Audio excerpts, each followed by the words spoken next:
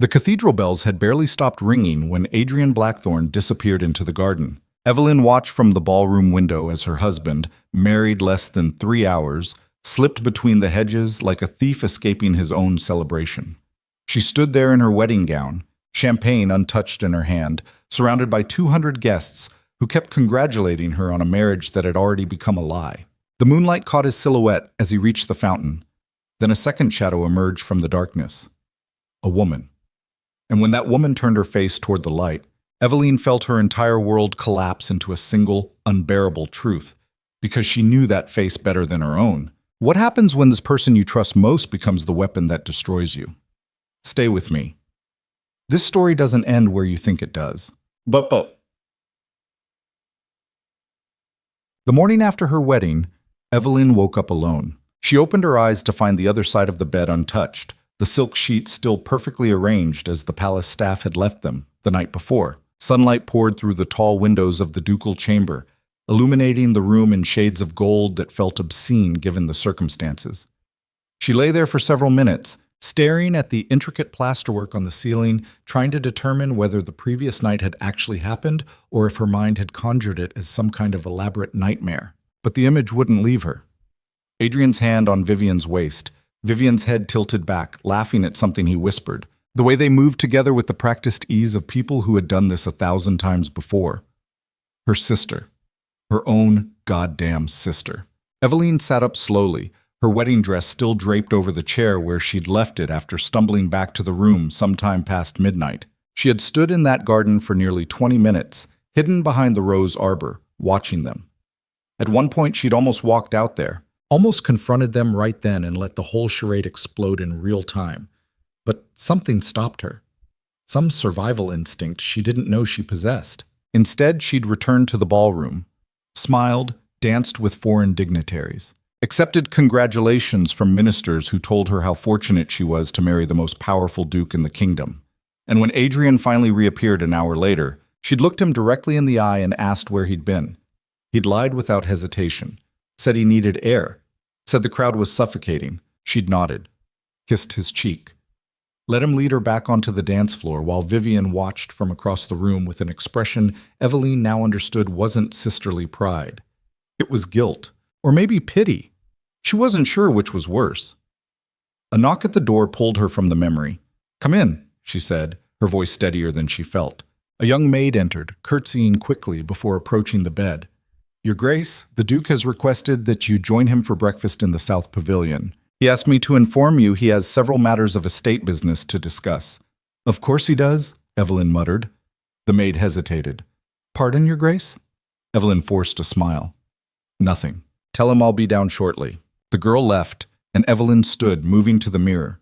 She looked exactly like what she was. A 22-year-old woman who'd been sold into a political arrangement disguised as romance. Her dark hair was still pinned in the elaborate style from the wedding, half the pins loose now, giving her a wild, disheveled appearance. Her eyes were shadowed. She looked like someone who hadn't slept, which was accurate. She rang for another maid to help her dress, choosing a simple morning gown in pale blue. No jewelry, no ornamentation. If Adrian wanted to discuss estate business, she'd give him exactly what he expected. A compliant, decorative wife who wouldn't ask difficult questions. Not yet, anyway. The South Pavilion overlooked the estate's largest garden, a sprawling maze of hedges and fountains that had been in the Blackthorne family for 3 generations. Adrian was already seated when she arrived, reading through a stack of correspondence with the detached focus of a man who had more important things to consider than his new bride. He looked up as she entered. "Evelyn, you look well." She sat across from him, accepting a cup of tea from a servant. "Thank you. Though I'm surprised you noticed, considering you weren't there when I woke." Adrian didn't flinch. "I had meetings with the estate steward. Several urgent matters required my attention. On the morning after your wedding. Especially on the morning after my wedding." His tone was clipped, businesslike. "The marriage changes certain financial arrangements. The Crown expects a full accounting of our combined holdings by the end of the month." Evelyn sipped her tea, watching him over the rim of the cup. He was handsome in the way powerful men often are. Sharp features, cold blue eyes. The kind of face that looked good on coins and portraits, but revealed nothing about the person underneath. She'd known him for 2 years before the engagement, had even convinced herself she loved him at one point. But sitting here now, watching him shuffle papers like she was just another item on his agenda, she realized she'd never really known him at all. "I saw you last night," she said quietly. Adrian's hand paused mid-reach for another document. "What?" "In the garden. After the ceremony." He set the paper down, his expression unreadable. "I told you. I needed air. You needed my sister." The words hung in the air between them like a blade. For a long moment, Adrian said nothing. Then he leaned back in his chair, studying her with the same detached curiosity he might give a piece of art he was considering purchasing. "You followed me." "I didn't have to follow very far." Adrian exhaled slowly, running a hand through his hair. "Evelyn, what you saw was my husband with his hand on another woman's waist less than 3 hours after we were married."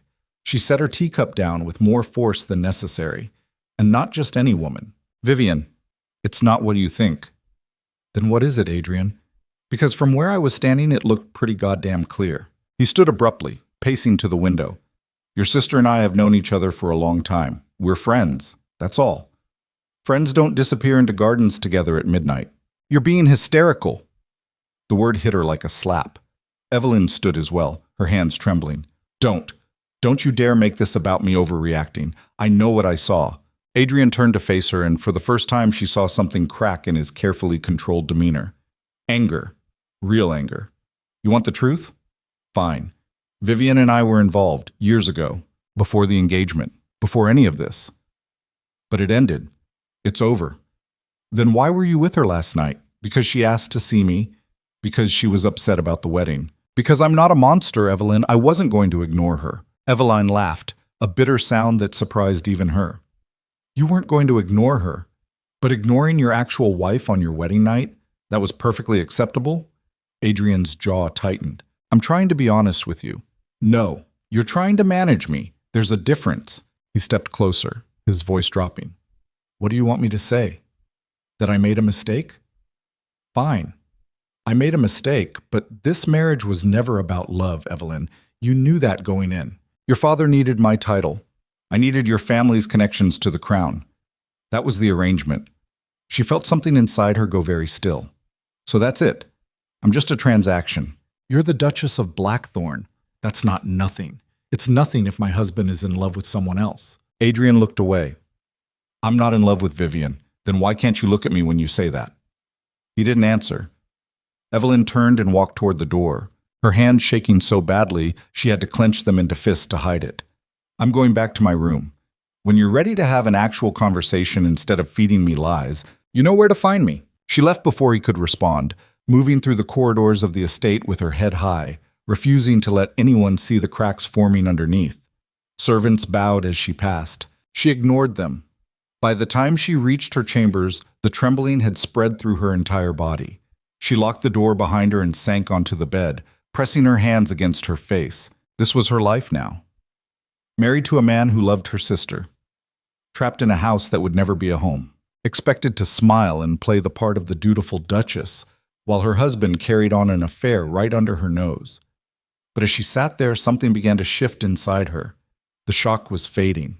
The hurt remained, sharp and raw, but underneath it, something else was growing, something colder. She thought about her father, about the way he'd presented the engagement as a triumph. "Your sister had her chance," he'd said. "She chose poorly. This is your opportunity, Evelyn. Don't waste it." She thought about Vivian, the way her sister had helped her prepare for the wedding, had braided her hair, had told her how lucky she was, all of it, every moment, a performance. Eveline stood and moved to the writing desk by the window. She pulled out a sheet of paper and began to write, her hand steady now. She wasn't going to cry, wasn't going to beg, wasn't going to humiliate herself by demanding Adrian choose between them. No, she was going to find out exactly how long this had been going on. She was going to learn every detail, every lie, every secret meeting, and then she was going to decide what to do with that information. Because if this marriage was just a transaction, then she was going to make damn sure she got what she paid for, even if it meant destroying everyone involved in the process. Over the next 2 weeks, Evelyn became someone else entirely. She stopped confronting Adrian, stopped asking questions. Instead, she smiled. She played the role of the gracious new Duchess with a precision that would have impressed a stage actress. She hosted teas with the wives of other nobles. She attended charity events. She redecorated the East Wing. And while she did all of this, she watched. Adrian's patterns were predictable once she knew what to look for. He disappeared every Tuesday and Thursday evening, claiming meetings with his solicitor or the estate steward. But Eveline had quietly befriended one of the housemaids, a sharp-eyed girl named Clara, who owed her late mother a debt to the Ashcroft family. Clara confirmed what Eveline already suspected. On those evenings, Adrian took his horse and rode to the old groundskeeper's cottage on the far edge of the property. And Vivian, who had been staying at a townhouse in the city since the wedding, arrived by carriage shortly after.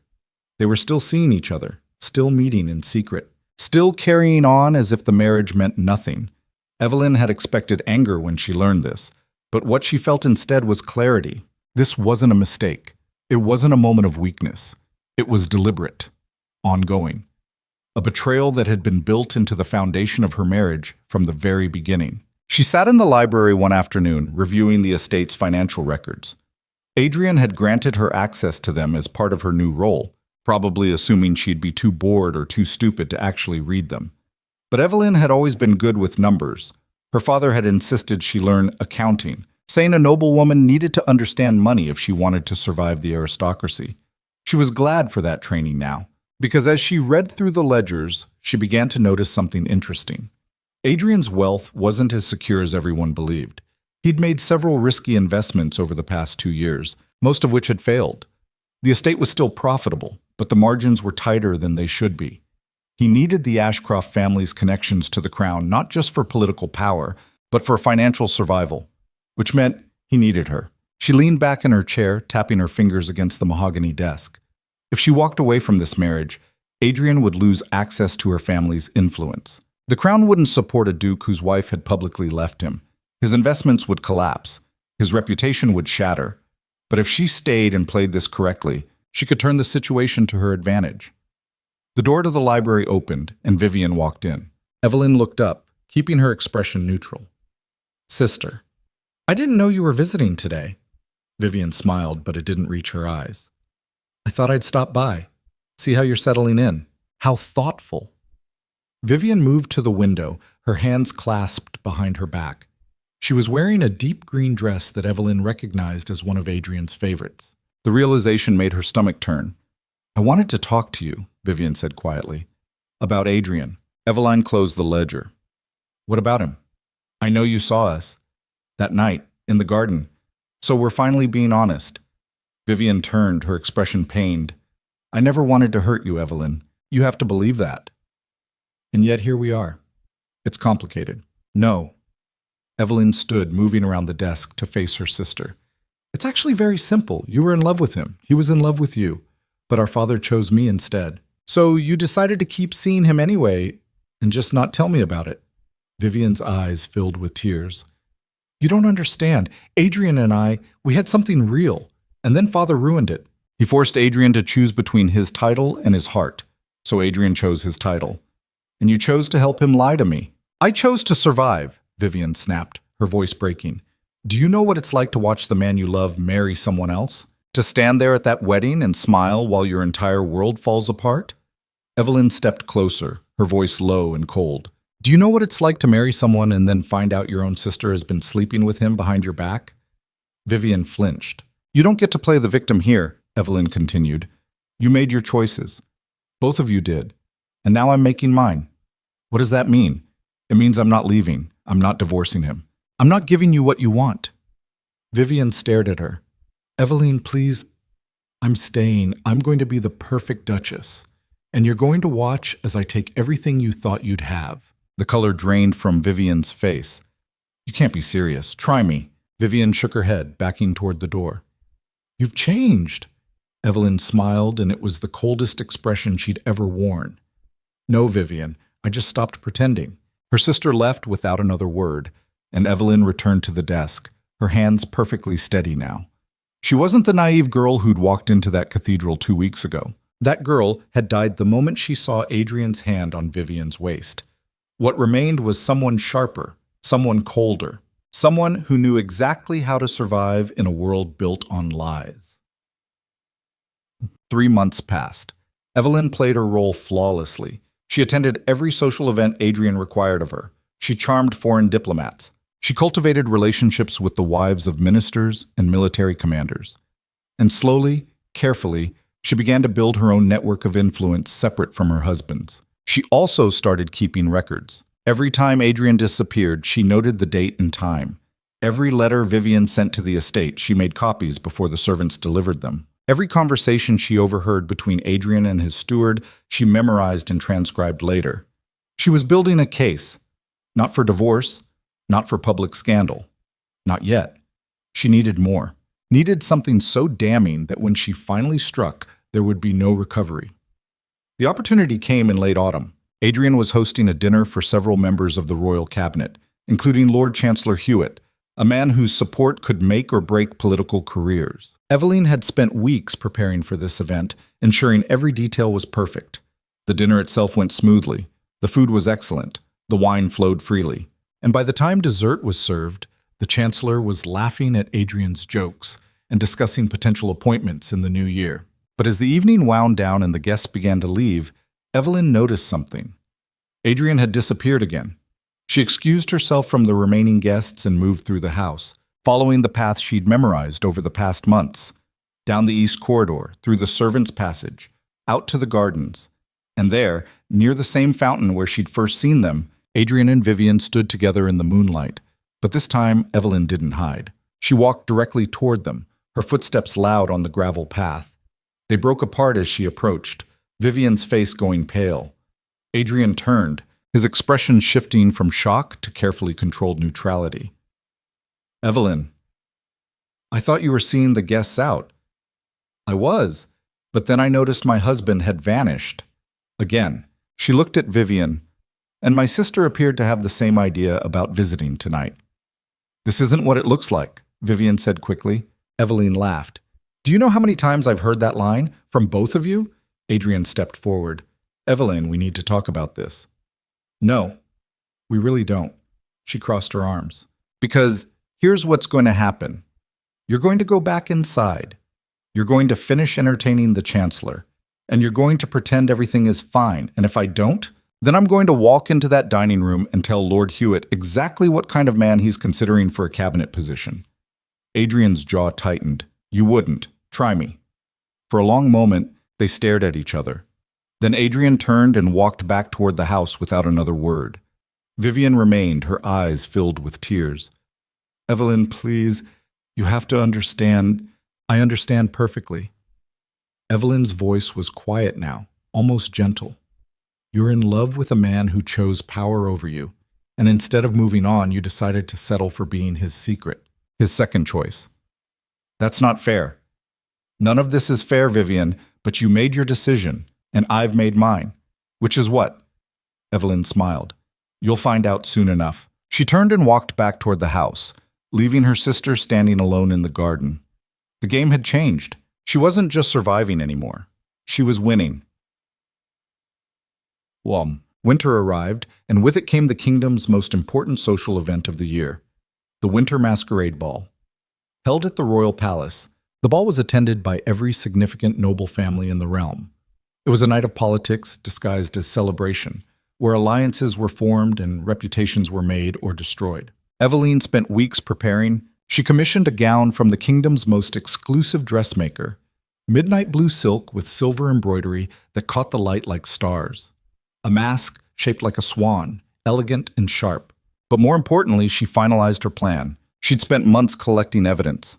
Letters between Adrian and Vivian that dated back years before the engagement. Financial records showing Adrian had used Ashcroft family funds to maintain the cottage where they met. Testimony from servants who'd witnessed their meetings. Everything she needed to destroy them both. But she had to time it perfectly. Had to wait for the right moment when the impact would be maximum and the fallout inescapable. The night of the ball, Evelyn descended the grand staircase of the palace on Adrian's arm. They looked like the perfect couple, the powerful duke and his elegant duchess. No one knew what was coming. The ballroom was magnificent. Crystal chandeliers, gold trim, hundreds of masked guests swirling across the marble floor. Evelyn smiled and danced and made polite conversation, all while watching the clock. At midnight, The royal family would remove their masks and make a formal toast to the kingdom's prosperity. That's when she would strike. Adrian disappeared halfway through the evening. Eveline watched him slip into one of the side galleries, and moments later, Vivian followed. Perfect. She waited 15 minutes, long enough for them to think they were safe. Then she moved. The gallery was dimly lit, designed for private conversations away from the main ballroom. Eveline found them near the far window, standing close enough that anyone who saw them would understand exactly what they were to each other. She didn't announce herself, just walked up and stood there until they noticed. Adrian turned first, his eyes widening. "Eveline, the masks come off at midnight," she said calmly. "I think it's time we all stop pretending." "What are you talking about?" Vivian asked, her voice shaking. Eveline reached into her small clutch and pulled out a folded piece of paper. She handed it to Adrian. He opened it slowly, his face going white as he read. It was one of his letters to Vivian, dated 6 months before the engagement, explicit in both affection and intent. "Where did you get this?" he whispered. "I have all of them. Every letter, every record, every piece of evidence of your affair." She watched as understanding dawned in his eyes. Then fear. "What do you want?" he asked. Eveline smiled. "I want you to understand something. This marriage was supposed to be a transaction. You said so yourself. But you forgot one important detail, which is transactions go both ways, and you haven't held up your end." She turned to Vivian. "And you thought you could have him in secret while I played the fool in public, but that stops tonight." "Eveline, please," Vivian begged. "Don't do this." "Why not? You did it to me. Because we're family." The word made Eveline pause. For just a moment, she saw her sister as she used to be. The girl who'd braided her hair, who'd taught her to ride horses, who'd held her hand at their mother's funeral. But that girl was gone. Or maybe she'd never existed in the first place. "Family doesn't betray each other," Eveline said quietly. "You taught me that." She walked back toward the ballroom, leaving them standing there in the dim gallery. The clock struck midnight, and Eveline Ashcroft prepared to burn her entire world to the ground. The ballroom glittered like something out of a fever dream. Chandeliers threw fractured light across marble floors where 200 masked faces swirled in practiced elegance, each one playing their part in the kingdom's favorite game of pretend. Eveline stood at the edge of it all, watching the clock's hands crawl toward midnight. Her heart was steady. Too steady, maybe. The kind of calm that comes right before you set fire to everything you've ever known. She'd learned something important over the past 3 months. Power wasn't about being the loudest voice in the room. It was about knowing exactly when to speak and exactly what to say to make the whole room go silent. Tonight, she was going to make them all go very, very silent. Adrian reappeared from the gallery first, his mask back in place, but his posture wrong. Too stiff. He moved through the crowd like a man walking to his own execution, his eyes scanning for her. When their gazes met across the ballroom, she saw it there in his face. Fear. Real fear. The kind that comes when you finally understand you've underestimated someone catastrophically. Good. Vivian emerged moments later, her green dress catching the light as she hurried toward the exit. But Eveline had anticipated that. She'd positioned Clara, her loyal maid, near every exit with instructions to delay anyone trying to leave before midnight. Not obviously, just enough to keep them trapped inside when the moment came. The royal herald stepped onto the dais, his voice cutting through the music. "Lords and ladies, honored guests, in 5 minutes, their majesties will lead us in the traditional unmasking and toast to the kingdom's prosperity." 5 minutes. Eveline moved through the crowd, her midnight blue gown leaving a wake of turned heads and whispered compliments. She accepted them with a smile that didn't reach her eyes, her mind running through the plan one final time. She'd paid the royal scribe to announce a special recognition during the toast, a tribute to the Duke and Duchess of Blackthorn for their exemplary service to the crown. It would draw every eye in the room to them, and that's when she'd strike. She reached the area near the dais where the highest-ranking nobles had gathered. Lord Chancellor Hewitt stood there with his wife, deep in conversation with the Minister of Finance. Eveline had cultivated relationships with both their wives over the past months, attending their charity events and remembering their children's names. Small investments that were about to pay massive dividends. "Your Grace," Lady Hewitt said warmly as Eveline approached. "What a magnificent gown. You look absolutely radiant. You're too kind." Evelyn touched her arm gently. I was hoping to speak with you and your husband after the toast. There's a matter of some importance I need to discuss. Of course, dear. Is everything all right? Evelyn's smile was perfect. It will be. The herald raised his hand, and the music stopped. The crowd shifted, forming a loose circle around the dais where the king and queen stood in their elaborate masks. Evelyn positioned herself where Adrian would be forced to stand beside her, where everyone would see them together when the recognition was announced. He appeared at her elbow, his voice low and urgent. What are you doing? What I should have done 3 months ago. Eveline, please. We can discuss this privately. Whatever you're planning, it's too late for that. The king stepped forward, removing his golden mask with ceremonial precision. The queen followed suit, her silver mask catching the light one final time before revealing her face. Around the room, 200 masks came off in a synchronized wave. Evelyn removed her swan mask slowly, meeting Adrian's eyes as he did the same. She could see him trying to read her, trying to find some angle, some way to negotiate his way out of this. But she'd sealed every exit. There was nowhere left for him to run. Before we begin the toast, the herald announced, His Majesty wishes to recognize 2 individuals whose dedication to the crown has been exemplary. Duke Adrian Blackthorne and Duchess Evelyn Blackthorne, please step forward. The crowd applauded politely as Adrian's face went white. He stood frozen for a heartbeat too long, and Evelyn could feel the weight of 200 pairs of eyes noticing that hesitation. She took his arm firmly, her fingers digging into his sleeve hard enough to hurt, and pulled him forward toward the dais. They climbed the 3 steps to stand before the king, and Evelyn felt something shift inside her. This was it. The moment everything changed. Once she did this, there was no taking it back. No reconciliation. No forgiveness. She thought about the girl she'd been 6 months ago, naive, trusting, stupid enough to believe in love and happy endings. That girl was dead. What remained was someone who understood the truth, that mercy was weakness, that trust was a weapon people used against you, that the only way to survive in a world built on lies was to become better at lying than everyone else, or to stop lying altogether and burn the whole thing down. Your Majesties, Evelyn said clearly, her voice carrying across the silent ballroom. Before you honor us, there's something I need to confess. The king frowned slightly, clearly not expecting this deviation from protocol. Duchess Blackthorne, I'm afraid the marriage you're about to celebrate is built on a foundation of betrayal and deceit. And as much as it pains me, I cannot in good conscience accept recognition for a union that has been a lie from the very beginning. The silence in the ballroom took on a different quality. Sharper, more dangerous. Adrian's hand gripped her arm. Evelyn, don't. She pulled away from him, turning to face the crowd. For 6 months, I've been the dutiful wife. I've smiled and played my part while my husband carried on an affair with someone very close to me. I've kept silent because I was raised to believe that a woman's dignity lay in discretion, that exposing such things would only bring shame upon myself.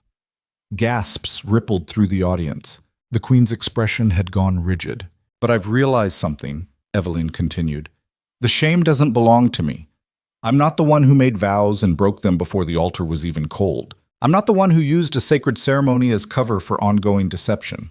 She reached into her clutch and pulled out the stack of letters she'd compiled. Months of correspondence between Adrian and Vivian, financial records showing payments to maintain their secret meeting place, testimony from servants who'd witnessed their encounters. She held them up for everyone to see. These are letters exchanged between my husband and my sister. They date back 2 years before our engagement. They continued through our courtship.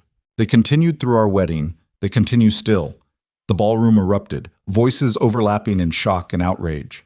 The king raised his hand for silence, but it took several moments for the crowd to comply. Adrian's face had gone from white to red. This is ridiculous. She's hysterical, Your Majesty.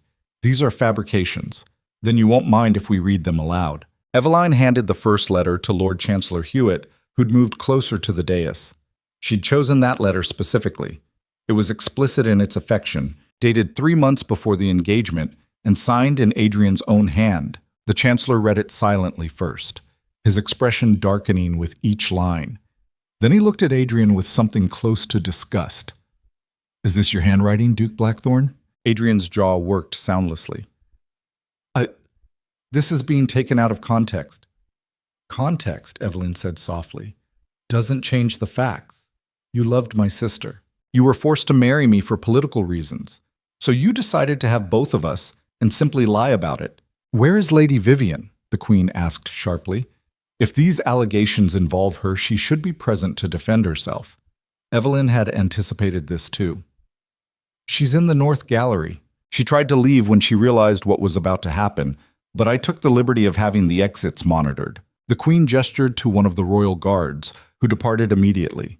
The crowd's murmuring grew louder, speculation spreading like wildfire. Evelyn could see the calculation happening in real time. The political alliances shifting, the social positions recalibrating. Adrian had been one of the most powerful men in the kingdom an hour ago. Now he was becoming a cautionary tale. Your Majesty, Adrian began, his voice desperate now. I admit I made mistakes. But to air these private matters in such a public forum, you mean the same public forum where we were about to be honored for our exemplary marriage? Evelyn's tone was almost gentle. I agree. It's unfortunate, but I couldn't let you accept recognition for something that never existed. The guard returned with Vivian, whose face was streaked with tears. She looked at Evelyn with something close to hatred. Is it true? The king asked Vivian directly. Have you been involved with Duke Blackthorn? Vivian's mouth opened and closed. For a moment, Evelyn thought she might actually deny it, might try to throw Adrian under the carriage and save herself. But Adrian broke first. Yes, his voice was hollow. It's true. Vivian and I were in love before the engagement. We wanted to marry. But Lord Ashcroft refused. He demanded I marry Evelyn instead to secure the family's position at court. The crowd erupted again, and this time the king didn't bother trying to silence them immediately. He was staring at Adrian with an expression that made even Evelyn's blood run cold. So you married the younger sister while continuing your affair with the elder. I never wanted to hurt anyone, Adrian said, and Evelyn almost laughed at the absurdity of it. You never wanted to hurt anyone? She stepped closer to him, her voice dropping so only those nearest could hear. You stood in a cathedral and made vows you had no intention of keeping. You brought me to a house where I was never going to be anything more than a convenient cover for your real relationship. You let me believe I was building a life with you while you were planning how to keep seeing my sister behind my back. Her voice rose again, filling the ballroom. You didn't just hurt me, Adrian. You humiliated me. You made me complicit in my own betrayal. Adrian's hands were shaking now. I'm sorry. Sorry isn't enough.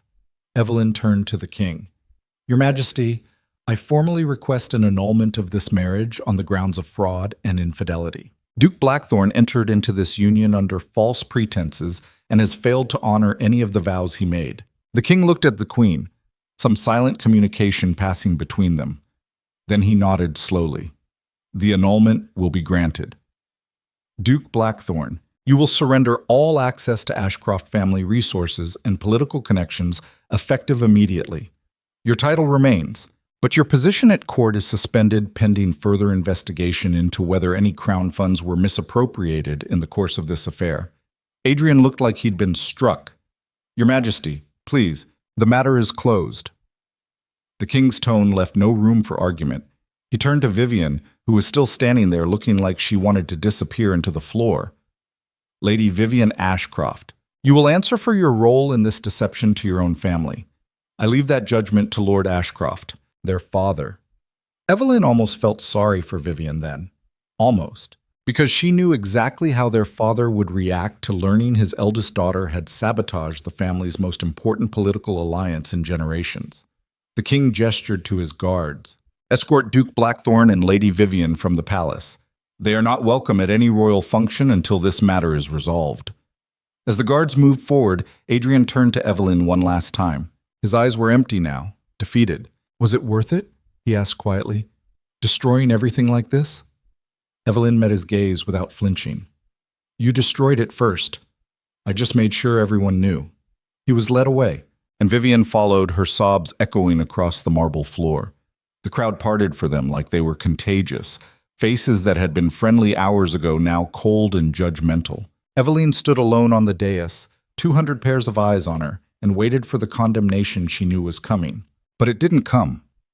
Instead, Lord Chancellor Hewitt approached and bowed slightly. That took courage, Your Grace, more than most people possess. His wife nodded in agreement. You've done nothing wrong. You defended your honor and exposed a fraud. That's not something to be ashamed of. Others approached after them. Ministers and military commanders and the wives of powerful nobles. Not all of them, of course. Some still looked at her with disapproval, believing she should have handled this privately, should have protected the family's reputation at the cost of her own dignity. But enough of them sided with her that Evelyn realized something crucial. She'd gambled everything on this moment, and she'd won. The Queen stepped down from the dais and took Evelyn's hand. "Walk with me." They moved to a quieter corner of the ballroom, away from the crowd. The Queen studied her with an expression Evelyn couldn't quite read. "That was quite a performance," the Queen said finally. "It wasn't a performance, Your Majesty. It was the truth. The truth can be many things. It can be a weapon, a shield, a tool for destruction or construction. The question is, what do you intend to do with the truth you've just unleashed?" Evelyn considered the question carefully. 6 months ago, she would have said she wanted justice. Wanted Adrian and Vivian to suffer the way she'd suffered. But standing here now, she realized that wasn't quite right. "I want to make sure no one can do this to me again," she said slowly. "I want power that doesn't depend on a husband, or a title, or a family name. I want to be someone people can't use and discard when it's convenient." The Queen smiled faintly. "Then you and I should talk more. But not tonight. Tonight, you should go home and rest. You've earned it." "I don't have a home anymore," Evelyn said. "The estate belongs to Adrian. I'll need to find somewhere else to stay. You can stay here at the palace while arrangements are made." The Queen paused. "And Evelyn, what you did tonight will have consequences beyond what you can predict right now. Not all of them good. Are you prepared for that?"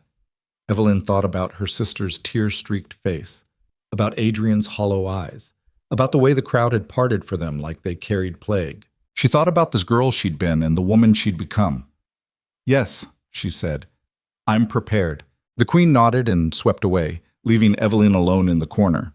The ball continued around her, but the energy had shifted. This wasn't a celebration anymore, it was a wake. The death of one of the kingdom's most prominent marriages.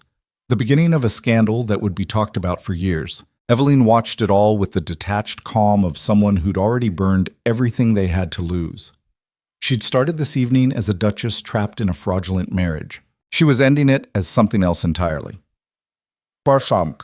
The next morning, Evelyn woke in a palace guest room with sunlight streaming through windows that overlooked the royal gardens. For the first time in months, she'd slept soundly. No nightmares, no anxiety, just deep, dreamless sleep. She dressed and went downstairs to find Clara waiting for her in the sitting room. "Your Grace," the girl said, dropping into a quick curtsy, "I have messages for you. Several, actually. From whom? Your father, your sister, Duke Blackthorn, and about 40 others from various nobles and ministers." Evelyn took the stack of sealed letters and began sorting through them. Her father's was thick, probably filled with recriminations about how she'd destroyed the family's standing at court. Vivian's was thinner, likely begging for forgiveness or trying to justify herself. She set both aside unopened. Adrian's letter she opened, though she wasn't sure why. Maybe curiosity. Maybe the need to see if he'd try to apologize or if he'd resort to threats. The letter was short. "Evelyn, I don't expect you to forgive me. I don't deserve it. But I need you to understand that I never meant for any of this to happen. I loved Vivian before I ever knew you. When your father forced the marriage, I thought I could make it work. Thought I could put aside my feelings and be a proper husband to you. I was wrong. I failed you in every way a husband can fail a wife. And now I'm paying the price for that failure.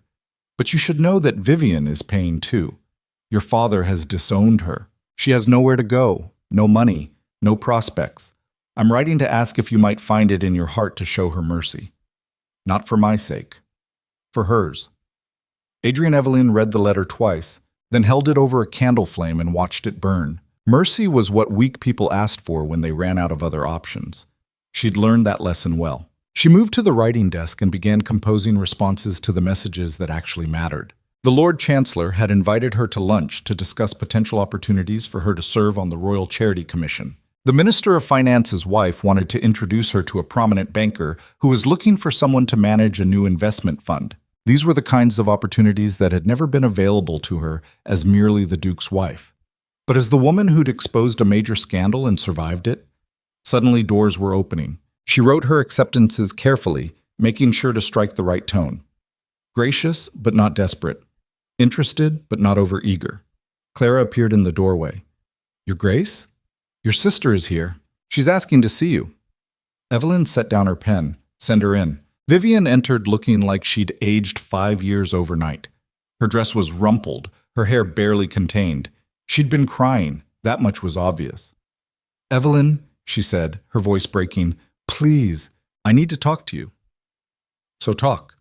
Vivian sat without being invited, her hands twisting in her lap. Father won't speak to me. He's cut me off completely. Said I betrayed the family, and he doesn't have a daughter named Vivian anymore. And you thought I'd sympathize. I thought you might understand what it's like to be thrown away by the people who are supposed to protect you. Evelyn leaned back in her chair. I do understand that. I understand it very well, actually. I understood it when I stood in that garden and watched my sister with my husband. I understood it when I realized you'd been lying to my face for months. I understood it when I saw that both of you cared more about what you wanted than what it would do to me. Vivian flinched. I made a mistake. No. You made a choice, multiple choices. You chose Adrian over me. You chose to keep seeing him after the wedding. You chose to lie every time you looked at me. What was I supposed to do? Vivian's voice rose. I loved him. I loved him before Father ever decided to use you as a bargaining chip. And then you came along and took everything that should have been mine. Eveline felt something cold settle in her chest. Is that really how you see this? That I took something from you, didn't you? No, Vivian. Father chose me because you'd already proven yourself unreliable, because you'd made poor decisions about previous suitors, because he didn't trust you to secure the alliance he needed. Vivian's face crumpled.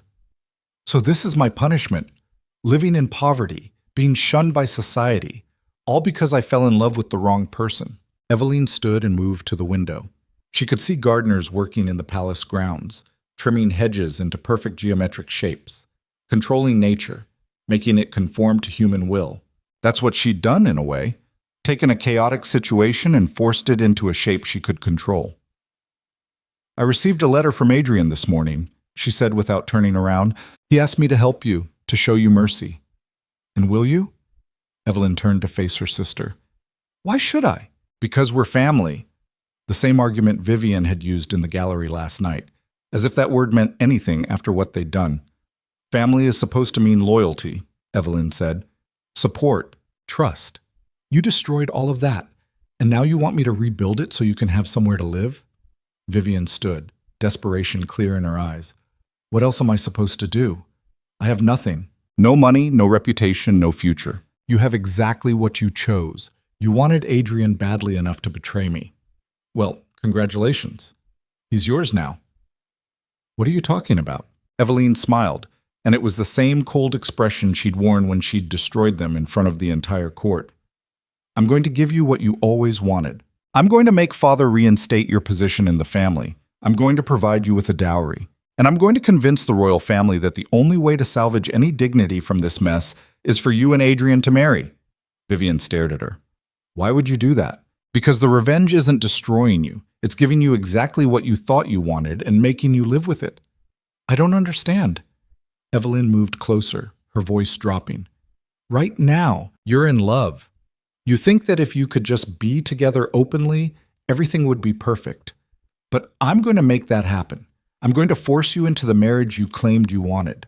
And then you're going to discover what I already know, which is that love doesn't survive being dragged into the light, that the thrill you felt sneaking around dies the moment it becomes legal, that you'll blame each other for the positions you're in, that every time Adrian looks at you, he'll remember what you cost him, and every time you look at him, you'll remember that you destroyed your own sister to have him.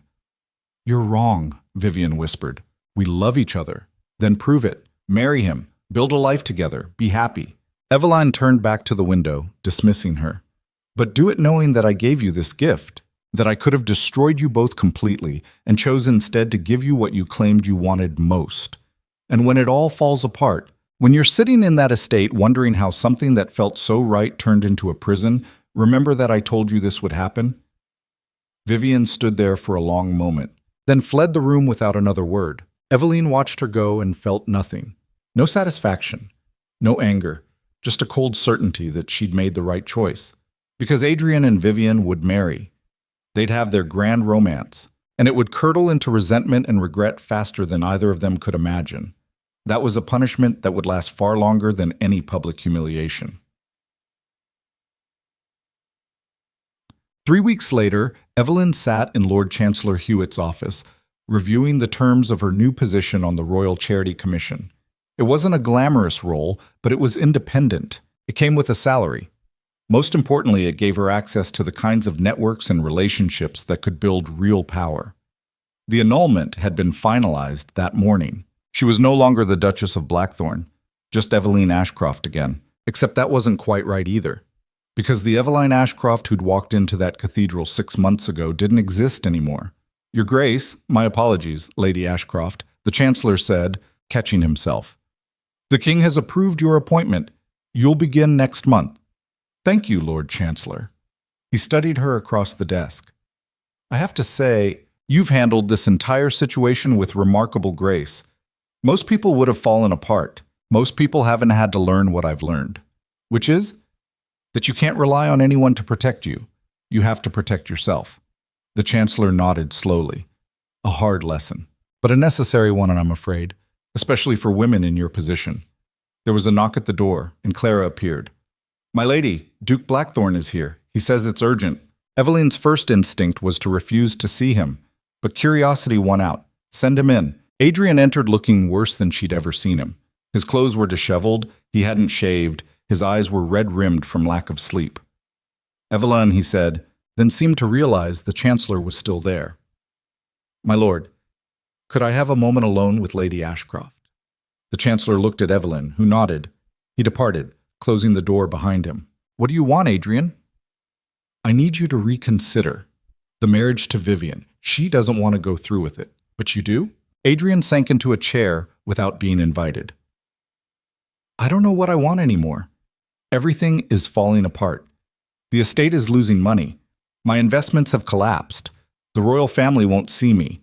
And now Vivian is saying she made a mistake, that she doesn't love me the way she thought she did." Evelyn felt a flicker of something that might have been sympathy. Then it passed. "You're only here because the fantasy is over. When you were sneaking around, it was exciting, forbidden. But now that you actually have to face the consequences, now that you have to build a real relationship without the thrill of betrayal to fuel it, you're realizing it was never about love at all. That's not true, isn't it? Be honest, Adrian. Did you love Vivian? Or did you love the idea of having something everyone told you that you couldn't have?" He didn't answer, which was answer enough. "The wedding is in 6 weeks, Eveline said. You're going to marry my sister. You're going to smile and play the devoted husband. And you're going to live with the choice you made. Why are you doing this? Because you need to understand something. Actions have consequences. You don't get to betray people and then escape the results when they become inconvenient." Adrian stood, his voice breaking. "I loved you, Evelyn. Maybe not at first, but over time I started to, and by then it was too late. I'd already ruined everything." "What?" Eveline stood as well, meeting his eyes. "You know what the saddest part is? I might have forgiven you if you'd just been honest. If you'd come to me before the wedding and said you weren't ready, that you needed time. But you didn't. You chose deception. You chose to have both of us and lie to everyone. And that's not something I can forgive. I'm sorry. I know you are. But sorry doesn't undo what you did. It just means you finally understand the cost." She moved toward the door, then paused. "One more thing. If you try to back out of this wedding, I'll release the rest of the letters. The ones I didn't show at the ball. The ones that prove you used Ashcroft family funds to maintain that cottage. That's embezzlement, Adrian. The Crown will strip your title and throw you in prison. You wouldn't. Try me." She left him standing there and walked back into the corridor where Clara was waiting. "Is everything all right, my lady?" "Everything is perfect." And it was. Because she'd learned the most important lesson of all. Power wasn't about making people love you. It was about making sure they couldn't hurt you. She was never going to be vulnerable again. The wedding happened on schedule. Evelyn didn't attend, but she heard about it from multiple sources. How small the ceremony was. How few people came. How Vivian cried through the entire thing, and not tears of joy. How Adrian looked like a man attending his own funeral. She felt nothing watching from a distance as they moved into the Blackthorn estate together. Nothing as reports filtered back about their fights, about how they blamed each other for their situation, about how the passion that had burned so bright in secret was suffocating them in public. She'd given them exactly what they wanted, and it was destroying them. That was the purest form of revenge she could imagine. Meanwhile, Evelyn built her new life piece by piece. The charity commission led to other opportunities, investments, advisory positions. She became known not as the abandoned duchess, but as a woman with a sharp mind and sharper instincts. Men who might have dismissed her before now sought her counsel. Women who might have pitied her now admired her strength. She was becoming someone who mattered on her own terms. 6 months after the annulment, she received an invitation to dine with the Queen privately. She accepted, curious about what this might mean. They met in the Queen's private chambers, an intimate space far removed from the formal throne rooms and ballrooms. "Lady Ashcroft," the Queen said warmly, "thank you for coming. The honor is mine, Your Majesty." They sat, and servants brought wine and a simple meal. The Queen studied her over the rim of her glass. "I've been watching you," she said finally, "watching how you've rebuilt after what happened. I'm impressed. You're not the only one who's had to survive a difficult marriage, Your Majesty." The Queen smiled faintly. "No, I'm not, which is why I wanted to speak with you. There's a position opening in my personal household, Chief Advisor on Women's Affairs. It's not a traditional role, but I think it's necessary. Someone who understands the reality of women's lives in this court. Someone who won't sugarcoat the truth. You're offering me a position in the royal household? I'm offering you the chance to shape policy, to make real changes, to ensure that what happened to you doesn't happen to other women." Evelyn set down her glass carefully. "Why me?" "Because you survived. More than that, you thrived. And you did it by being smart and ruthless and refusing to accept the role people tried to force you into. That's exactly the kind of person I need." Evelyn felt something shift inside her. This was it, the moment she'd been building toward without even realizing it. This was real power, not the borrowed power of being someone's wife, not the fragile power of reputation, but actual influence over the kingdom's future. "I accept," she said. The Queen smiled. "Good. We have a great deal of work to do." As Evelyn left the palace that evening, she paused on the steps to look back at the building rising behind her. 6 months ago, she'd stood in this same spot preparing to destroy her life in front of everyone who mattered. Now she was walking back in as one of the most powerful women in the kingdom. The girl who'd trusted blindly was gone. What remained was someone who understood that trust was earned through action, not given freely through hope. Someone who knew that dignity came from refusing to accept less than you deserved. Someone who'd learned that the only person you could truly rely on was yourself. She thought about Adrian and Vivian trapped in their poisoned marriage, about her father, who'd lost both daughters through his own political scheming, about everyone who'd underestimated her or dismissed her or assumed she'd just accept betrayal quietly. They'd all learned different lessons from this story. But the lesson that mattered most was the one she'd taught herself. You don't survive betrayal by becoming bitter. You survive it by becoming someone who can never be betrayed the same way again. She walked down the palace steps into the evening light, and for the first time in as long as she could remember, Evelyn Ashcroft smiled and meant it. 3 months into her new role, Evelyn discovered that power had a smell. It was leather and old parchment, and the faint metallic tang of ink drying on documents that could reshape lives with a single signature. She sat in her new office in the Queen's wing of the palace, reviewing petitions from women across the kingdom who'd finally found someone willing to listen. Wives trapped in abusive marriages, daughters denied inheritance, widows robbed by their late husbands' families. The stories were endless, and they all had the same undercurrent: women crushed by systems designed to keep them powerless. Evelyn was changing that. Slowly, one policy at a time. One carefully worded recommendation to the Queen that became law. She was building something that would outlast her own pain, something that meant the betrayal she'd endured might actually serve a purpose beyond revenge. She was good at this work, better than she'd expected. The Queen relied on her counsel increasingly, and other ministers had started seeking her input on matters that extended far beyond women's affairs. She was becoming indispensable. That should have been her first warning. The knock at her door came late in the afternoon. Clara entered, her expression tight with something Evelyn couldn't quite read. "My lady, there's someone here to see you. He says it's urgent." "Who?" "Lord Marcus Ashcroft." Evelyn's pen froze mid-stroke. Her father. She hadn't spoken to him since the annulment, hadn't responded to any of his letters. As far as she was concerned, he'd forfeited the right to call himself her father the moment he'd used her as a bargaining chip. Tell him I'm not available. My lady, he says if you don't see him now, you'll regret it. Something in Clara's tone made Evelyn set down her pen. Fine.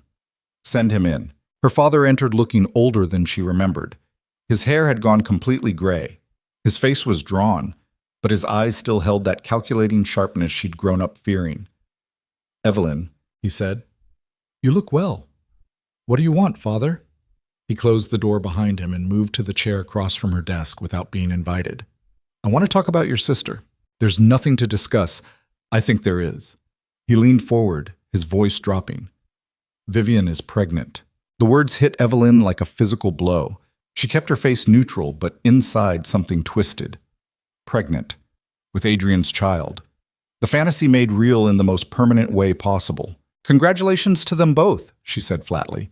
You don't understand. The child isn't Adrian's. Evelyn's carefully constructed composure cracked. What? Her father's expression was grim. Vivian has been having an affair with someone at court, someone powerful, and now she's carrying his child while married to Duke Blackthorn. Who? That's the problem. She won't tell me. Says it would destroy too many lives if the truth came out. But the pregnancy will become obvious in a few months, and when it does, Adrian will know. He'll demand to know who the father is, and when he finds out, let me guess, he'll expose her, destroy what's left of her reputation, maybe even accuse her of treason if the man involved is highly placed enough. Her father nodded. Which brings me to why I'm here. I need your help. Evelyn laughed, a harsh sound that had no humor in it. You need my help. After everything you did, after you sold me into a marriage you knew was built on lies, after you disowned Vivian when she became inconvenient, now you come here asking for favors? I'm asking you to save your sister's life.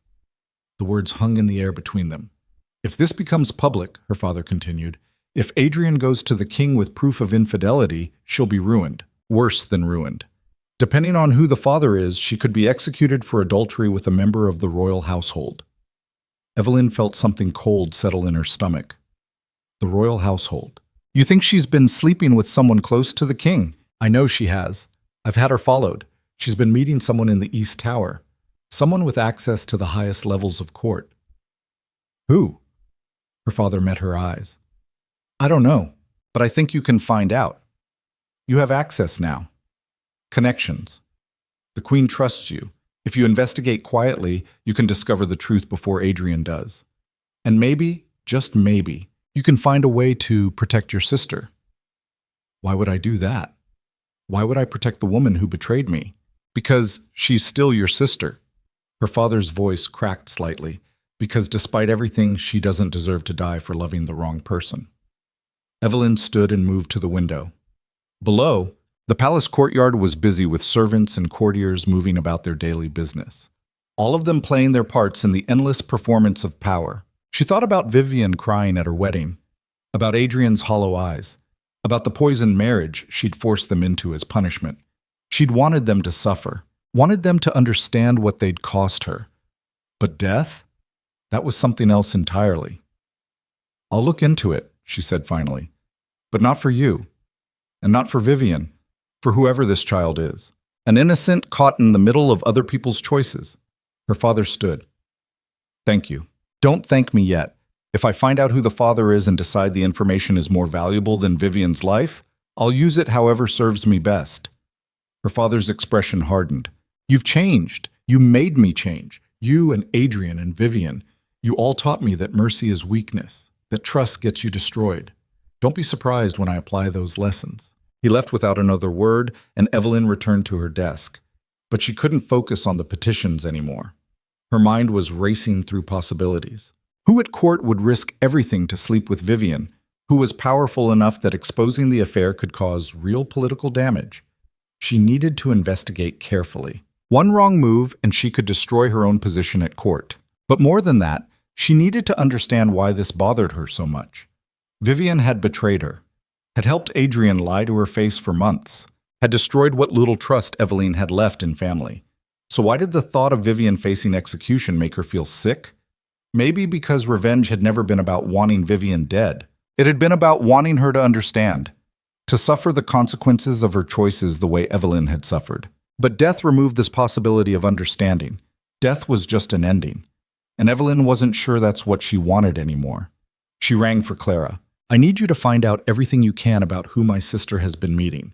Be discreet, use trusted sources only, and report back to me immediately if you learn anything.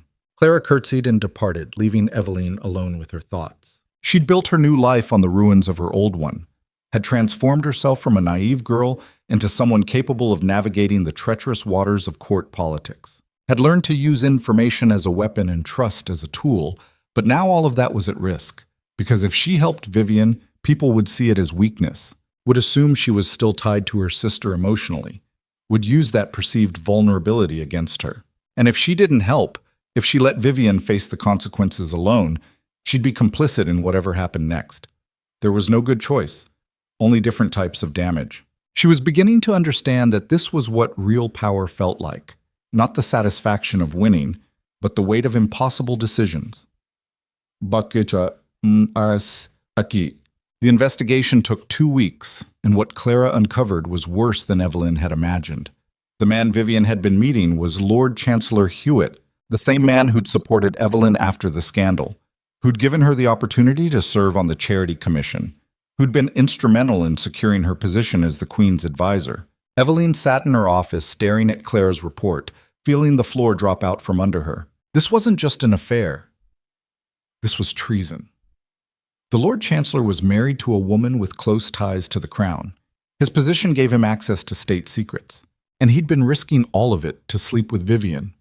Are you certain? She asked Clara. I saw them myself, my lady, in the East Tower. They weren't careful. Anyone could have seen them. Does Adrian know? Not yet. But there are rumors starting. People are noticing the Chancellor's absences. His wife is becoming suspicious. Evelyn set down the report and pressed her hands against her temples. This was a disaster. If the affair became public, it would destroy the Chancellor, which would destabilize the royal government, which would create opportunities for enemies of the crown to move against the king. And she'd be caught in the middle of it. Because everyone knew she and the Chancellor had a close working relationship. They'd assume she'd known, that she'd been covering for him. Her position would evaporate overnight. She thought about the irony of it. She'd spent months building herself into someone who couldn't be touched, someone who'd learned all the lessons about trust and power and self-preservation, and now her own sister was going to destroy her without even trying. I need to speak with Vivian, she said. Arrange a meeting, somewhere private. Clara hesitated. My lady, is that wise? If anyone sees you with her, let them. I'm past caring about appearances.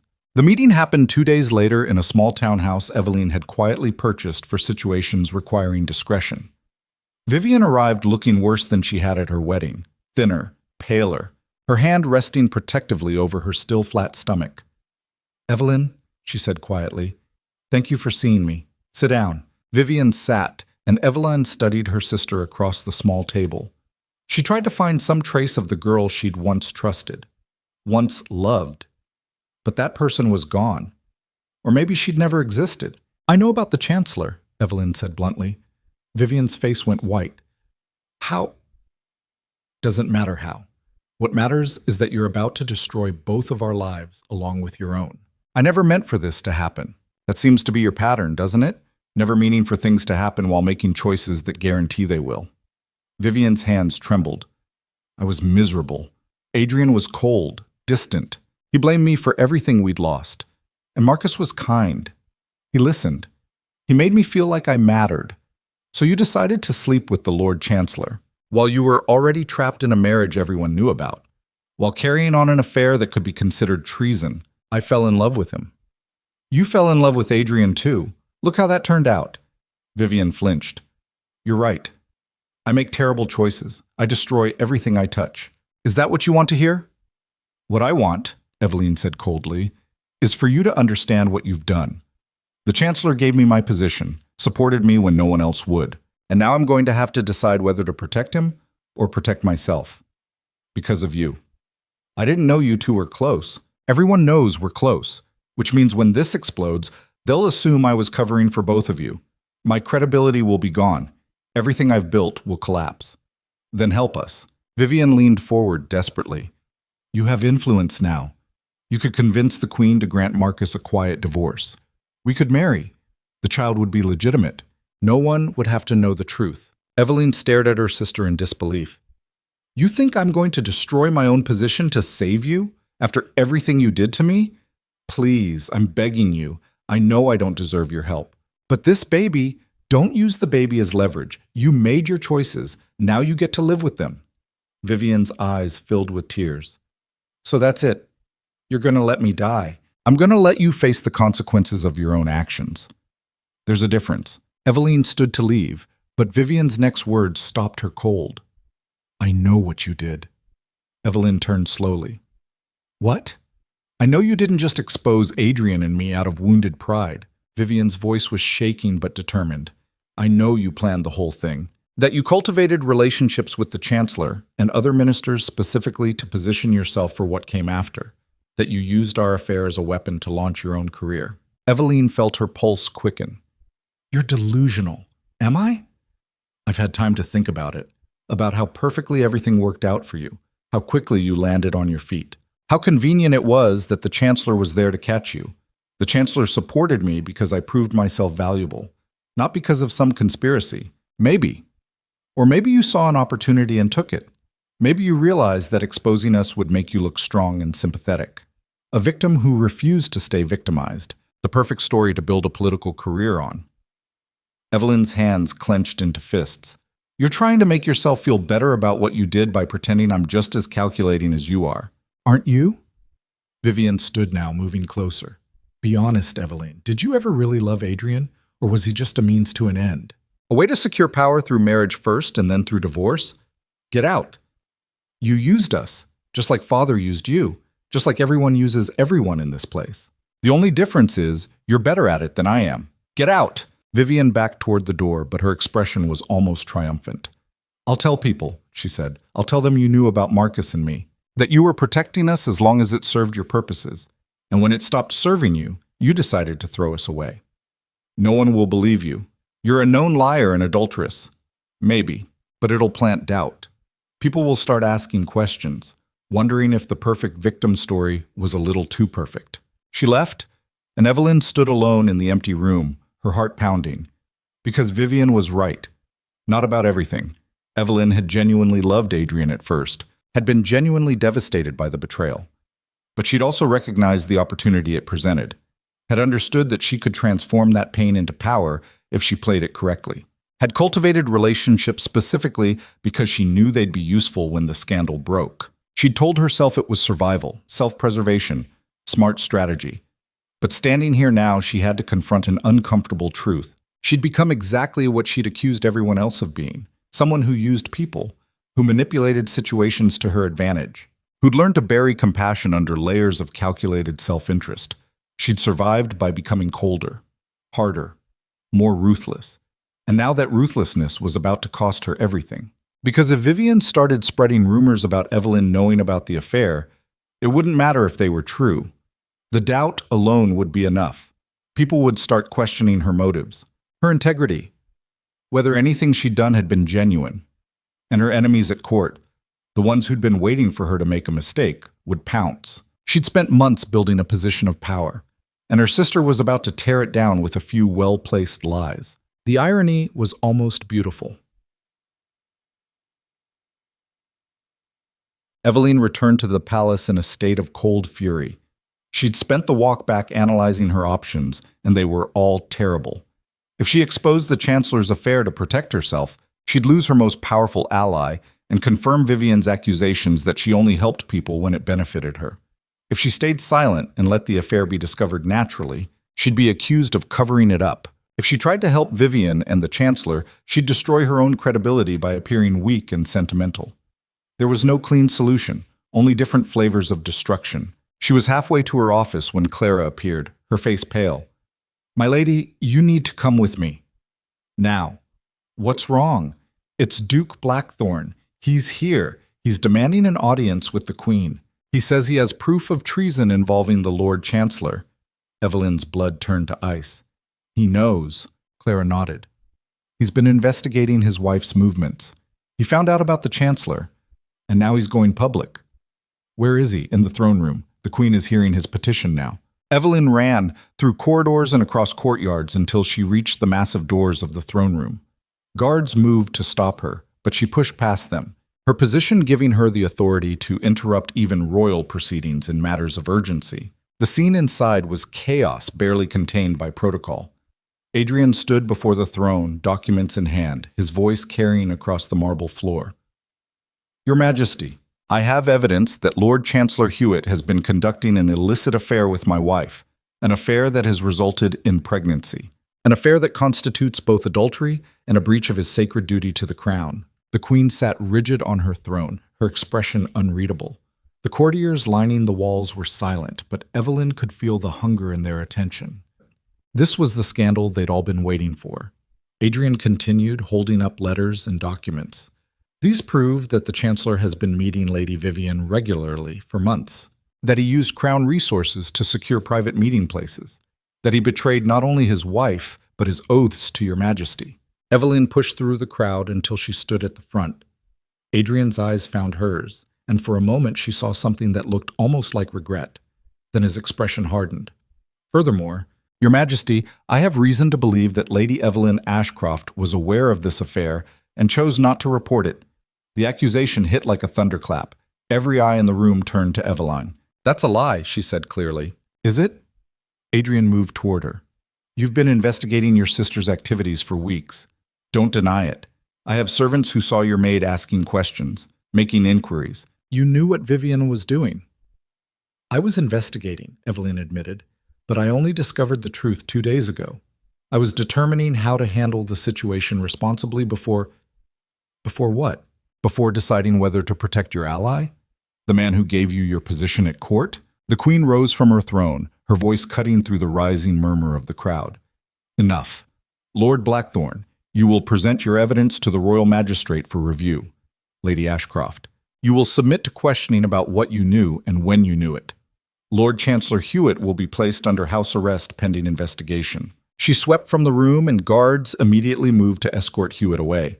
He looked at Evelyn as he passed, and she saw the betrayal in his eyes. He thought she'd exposed him, thought she'd chosen self-preservation over loyalty, and maybe he was right to think that. Because standing here now, she realized she'd been so focused on protecting herself that she hadn't considered protecting the people who'd actually helped her. Adrian approached as the crowd began to disperse. You could have stopped this, he said quietly. How? By coming to me first. By working together to manage the situation instead of trying to control it alone. Why would I trust you? Because we're both victims of the same woman. Vivian destroyed our marriage. Now she's destroying your career. Maybe it's time we stopped fighting each other and dealt with the real problem. Evelyn stared at him. You want to work together? Against my sister. I want to survive. He gestured at the emptying throne room. This is bigger than our personal grievances now. If the investigation finds you guilty of covering for the Chancellor, you'll lose everything. Your position, your reputation, maybe even your freedom. And if we work together, we control the narrative. We show that you were investigating responsibly, that you were protecting the crown, not the Chancellor. We make Vivian the villain instead of you. Evelyn's mind raced. It made strategic sense.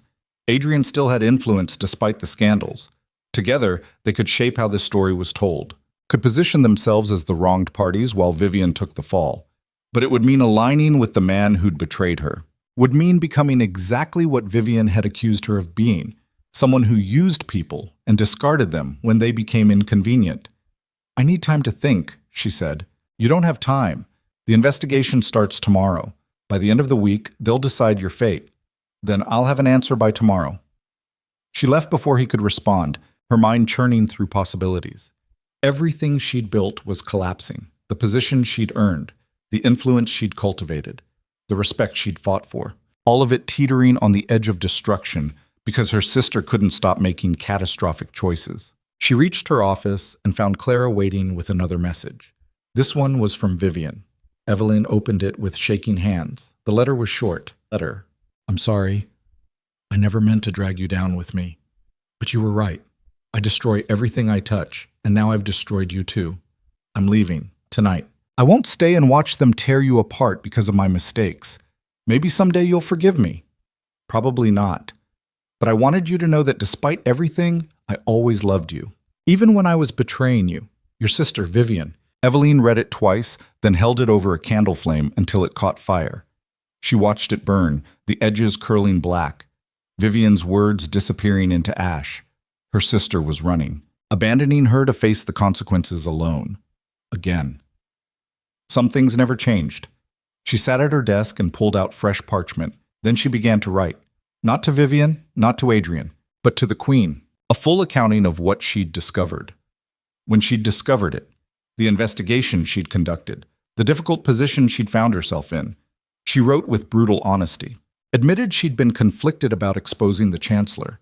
Acknowledged she'd waited too long to come forward. But also made clear that she'd been trying to find a solution that didn't destroy innocent lives. Whether the Queen would believe her or not was uncertain. But it was the only move she had left. Complete transparency. Complete vulnerability. Everything she'd spent months learning not to be. She sealed the letter and gave it to Clara to deliver immediately. Then she sat alone in her office as darkness fell outside and allowed herself to feel the full weight of what was happening. She transformed herself into someone who couldn't be hurt, who couldn't be betrayed, who'd learned all the lessons about power and survival and ruthlessness. And now she was discovering that all of that armor had left her isolated, that the moment she needed allies, she had none. Because she'd trained everyone around her to believe she didn't need anyone, that she was strong enough to stand alone, but standing alone meant falling alone too. The knock at her door came after midnight. Eveline had been sitting in darkness, watching the candles burn down, when Clara entered with a summons.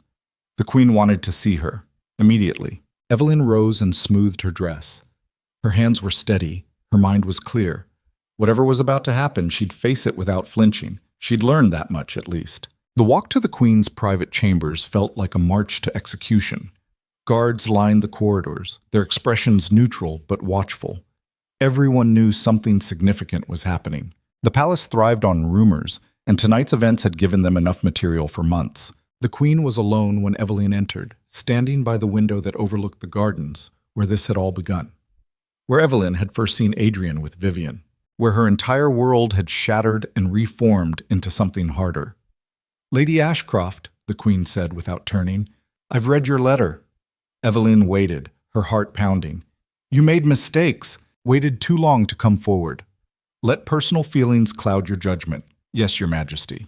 But you also showed wisdom in recognizing the complexity of the situation, in trying to find a solution that didn't create more damage than necessary." The Queen turned to face her finally. "The Lord Chancellor has confessed.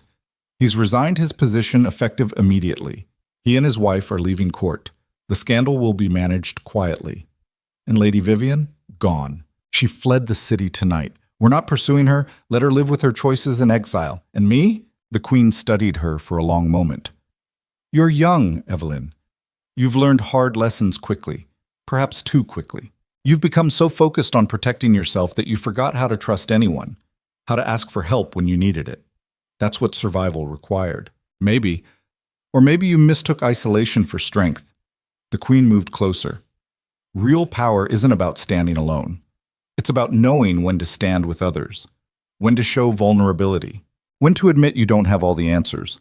I thought vulnerability was weakness. It can be, but it can also be the foundation of genuine alliances. People don't trust those who appear invulnerable. They trust those who've been wounded and survived. So what happens now? The Queen returned to her desk. "You'll continue in your position, but we're expanding your responsibilities. You'll be investigating corruption across all levels of court, finding the rot before it spreads. And you'll report directly to me." Eveline felt something loosen in her chest. "You're giving me more power?" "I'm giving you a chance to use what you've learned, both the hard lessons and the mistakes. You understand how betrayal works because you've lived it. That makes you valuable. But you need to remember that exposing every lie doesn't always serve justice. Sometimes it just creates more casualties." "I understand. Do you?" The Queen's gaze was penetrating. "Because I think you're still angry, still hurt, and you've channeled that into a weapon. But weapons that are never sheathed eventually cut their wielders too." Eveline met her eyes. "What do you want from me?" "I want you to decide what kind of person you're going to be. The one who uses power to protect herself at all costs? Or the one who uses it to build something better than what came before? Can I be both? The queen smiled faintly. That's the question, isn't it? We'll find out together. She dismissed Evelyn with a gesture, and Evelyn walked back through the silent palace with her mind racing. She'd survived. Again. But the cost was starting to add up. The Chancellor was gone. Vivian was gone. Adrian was still there, waiting to see if she'd accept his offer of alliance. And Evelyn was left standing in the ruins of relationships she'd either destroyed or failed to protect. The queen was right. She'd become so focused on never being vulnerable that she'd made herself untouchable, which meant she was also unreachable. She thought about the girl who'd walked into that cathedral, who'd believed in love and trust and the basic goodness of people. That girl had been destroyed by betrayal, but maybe the woman who'd replaced her was being destroyed by her own defenses. Maybe the real test wasn't surviving the betrayals others inflicted. It was surviving what you became in response to them. Evelyn reached her chambers and stood at the window, looking out at the same gardens where everything had started. Dawn was breaking, painting the sky in shades of gold and crimson. A new day, a chance to become something different than what trauma had made her, or a chance to perfect the armor until nothing could touch her ever again. She didn't know which path she'd choose, but for the first time in months, she understood that the choice was hers to make, and that terrified her more than any betrayal ever had. The decision came 3 weeks later, delivered not through official channels, but through a knife pressed against her throat in the darkness of her own chambers. Evelyn woke to cold steel and a voice she didn't recognize. Don't scream, don't move, just listen. Her heart slammed against her ribs, but her mind went sharp and clear the way it always did when survival became the only option. She could feel the intruder's breath against her ear, smell sweat and leather and something metallic that might have been blood. You've been asking the wrong questions, the voice continued, digging into matters that don't concern you. People are getting nervous. Who sent you? A low laugh. Does it matter? You've made enemies, Lady Ashcroft, powerful ones. They want you to stop investigating, to back away from court politics, to remember your place. And if I don't? The knife pressed harder, breaking skin. She felt warmth trickle down her neck. Then they'll make sure you can't ask any more questions. Permanently. The blade withdrew, and footsteps moved toward the window. By the time Evelyn could sit up and light a candle, the intruder was gone. Only the blood on her fingers proved it had happened at all. She didn't call for guards, didn't scream for help, because she understood immediately what this meant. Someone at court had decided she was too dangerous to leave in power. Someone who knew her routines, her vulnerabilities. Someone who could send an assassin into the palace itself. This wasn't a warning. It was a declaration of war. And the part of Evelyn that had been tempered by months of betrayal and survival recognized something crucial. She'd been playing defense since the moment she'd exposed Adrian and Vivian, building walls, protecting herself, reacting to threats instead of creating them. That ended now. She cleaned the blood from her throat and dressed in darkness, her hands steady. Then she went to find the one person who might actually understand what she was facing. Adrian answered his door looking worse than she'd ever seen him. His estate had become a prison since the scandal, and it showed in his hollow eyes and unkempt appearance. But when he saw the cut on her throat, something sharp and immediate flickered across his face. What happened? Someone decided I needed to learn my place. She pushed past him into the study. We need to talk. It's past midnight. Someone just held a knife to my throat in my own chambers. I think we're past worrying about proper visiting hours. Adrian closed the door and moved to pour 2 glasses of whiskey. His hands shook slightly as he handed her one. Who was it? I don't know. But they knew exactly where I sleep, how to get past palace security, where to strike to make their point without killing me outright. This is about the investigation. Evelyn drank the whiskey in one swallow, feeling it burn down her throat. The Queen put me in charge of rooting out corruption. I've been following financial records, tracing bribes and embezzlement. And someone very powerful just sent a message that I'm getting too close. Adrian sat heavily, running a hand through his disheveled hair. I warned you. Getting involved in court politics at that level is suicide. These people don't play by rules. Neither do I. Not anymore. She set down the glass and leaned forward. I need information. You still have connections, people who owe you favors. I need to know who's moving against me. Why would I help you? Adrian's voice was bitter. After everything you've done to destroy me, Because whoever sent that assassin isn't just coming for me, they're cleaning house, and you're on that list too. His expression shifted. What are you talking about? Your financial troubles didn't happen by accident. Someone's been systematically destroying your investments, spreading rumors, making sure you stay isolated and powerless. That's impossible. Evelyn pulled out a document she'd brought with her, financial records she'd uncovered during her investigation.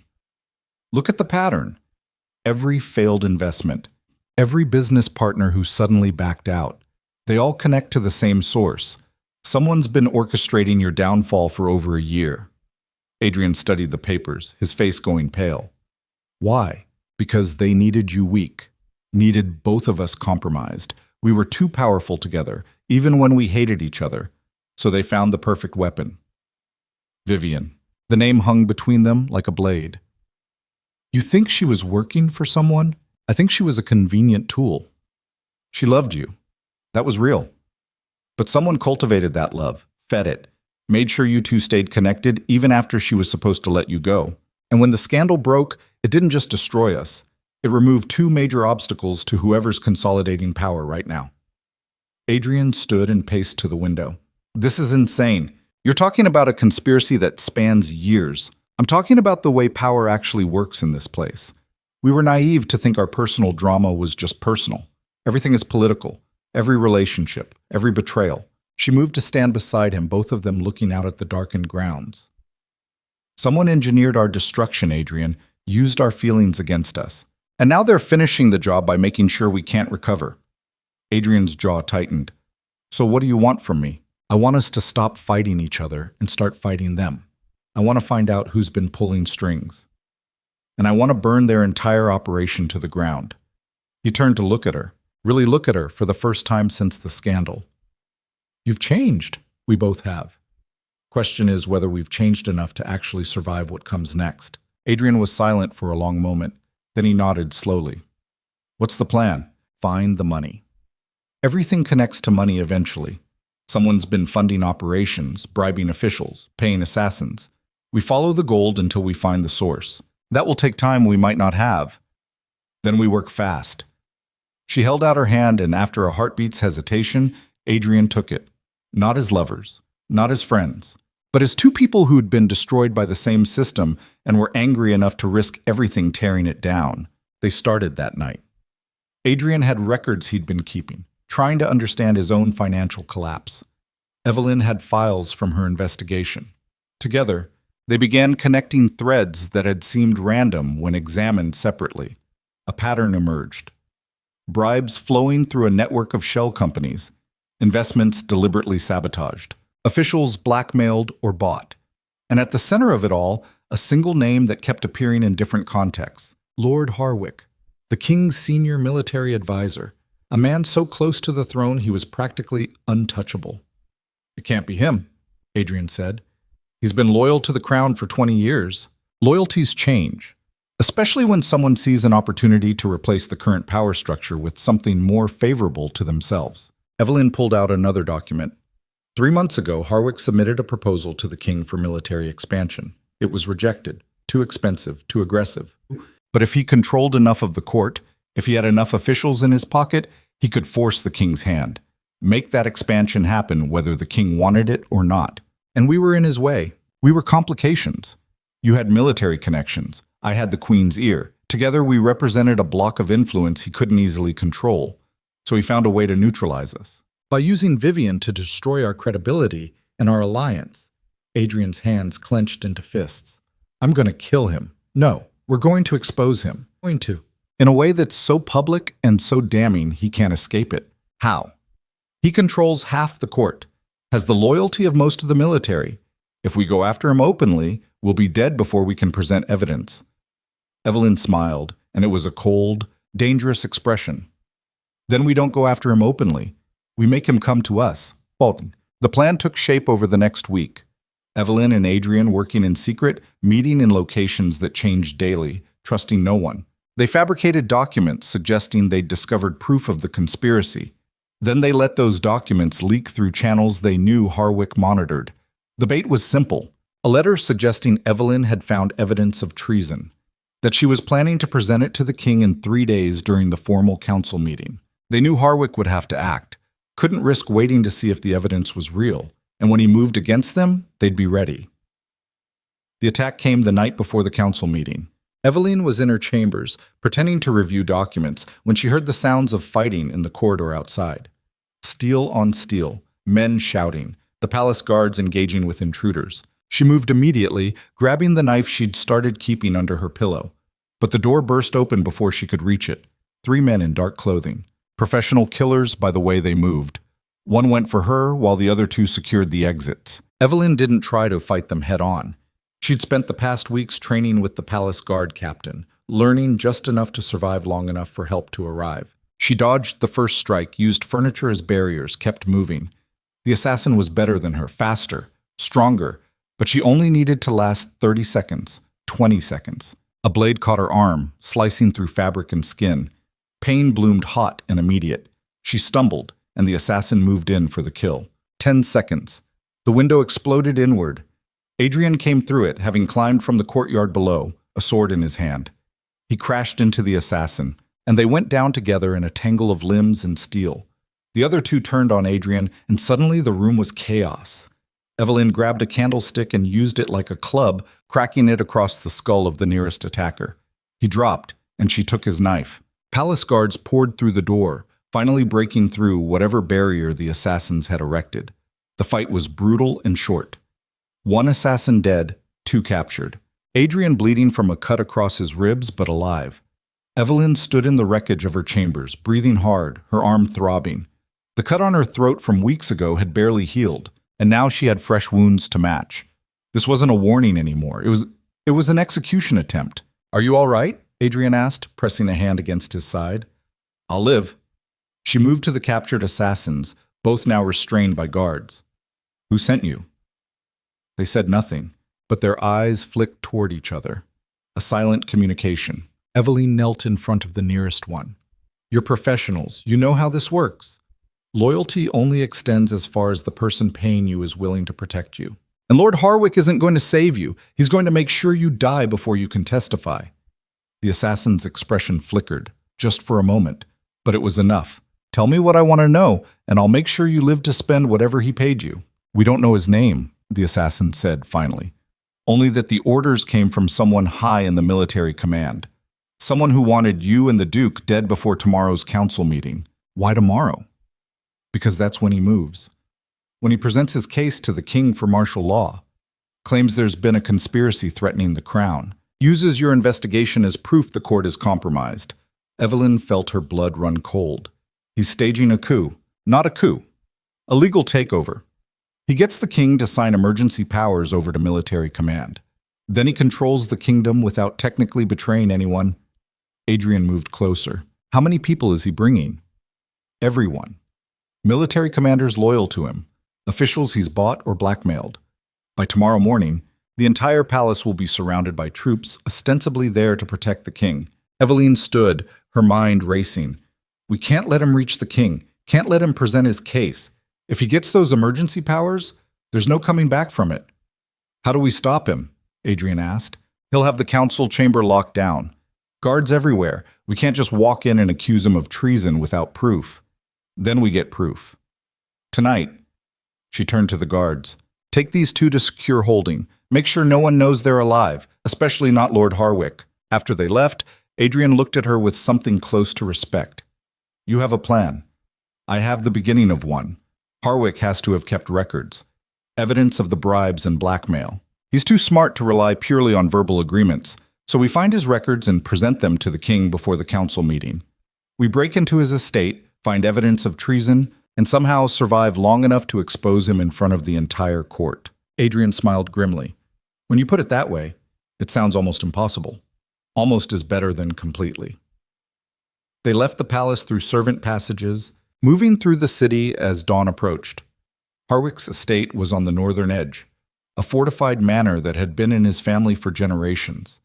Getting inside would be nearly impossible, unless you knew the man's habits the way Adrian did. "We served together in the northern campaigns," Adrian explained as they crouched in the shadows outside the walls. "He's paranoid, trusts no one, but he has a weakness. Every morning at dawn, he walks the perimeter alone. Says it's the only time he can think clearly.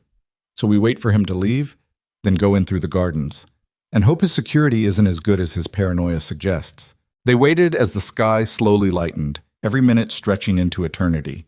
Eveline's arm throbbed where she'd been cut, and she could see Adrian favoring his injured side. They were both wounded, both exhausted, both running on adrenaline and desperation. This was the stupidest thing she'd ever done. Breaking into a military commander's home to steal evidence of treason. If they failed, if they were caught, execution would be the kindest punishment they could hope for. But if they succeeded, they might actually survive this. Harwick emerged at dawn exactly as Adrian predicted. An older man, silver-haired and ramrod straight, moving with military precision around his property. They watched him disappear around the far corner, then moved. The garden wall was 12 feet high, but Adrian boosted Evelyn up, and she pulled him after her. They dropped into manicured grounds and ran for the main house, staying low and fast. The servants' entrance was locked but not barred.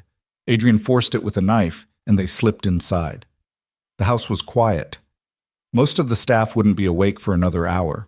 They moved through corridors Evelyn had memorized from building plans Clara had acquired, heading for Harwick's private study.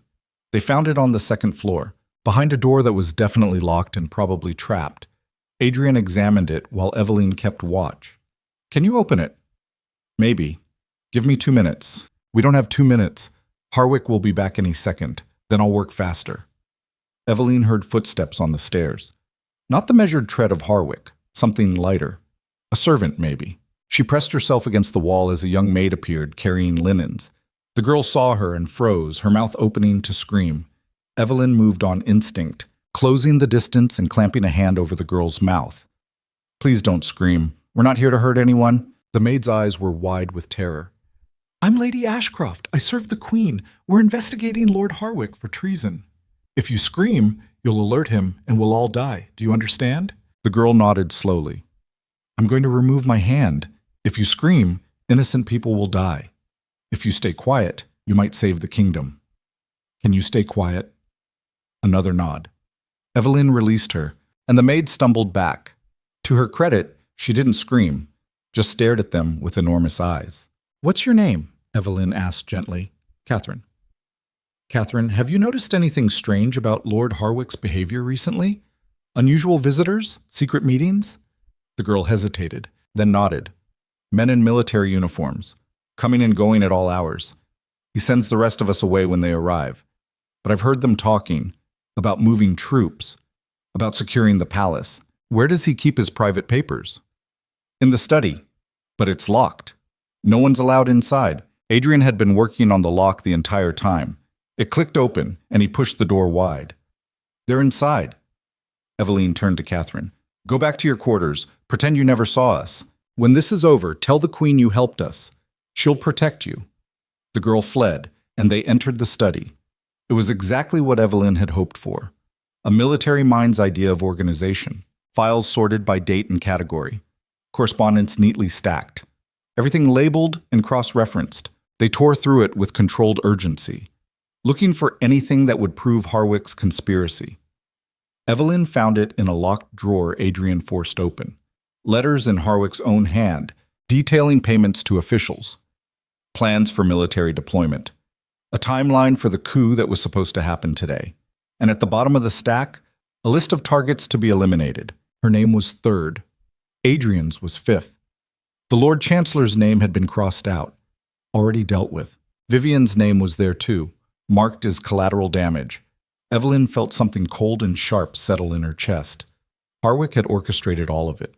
The affair, the scandal, the destruction of their lives. Not because he hated them personally, just because they were obstacles. They'd been pieces on a board being moved by someone who saw them as nothing more than problems to solve. "We have what we need," Adrian said, gathering documents. "Let's get out of here before—" The door slammed open. Harwick stood there with 6 armed guards, his expression cold and disappointed. "I knew someone would eventually figure it out," he said. "I'd hoped it would take longer. But you two always were more clever than you appeared." Evelyn and Adrian backed toward the window, but more guards appeared there, blocking that escape. They were surrounded. "You won't get away with this," Evelyn said. "The Queen knows we're investigating you. The queen knows what I tell her.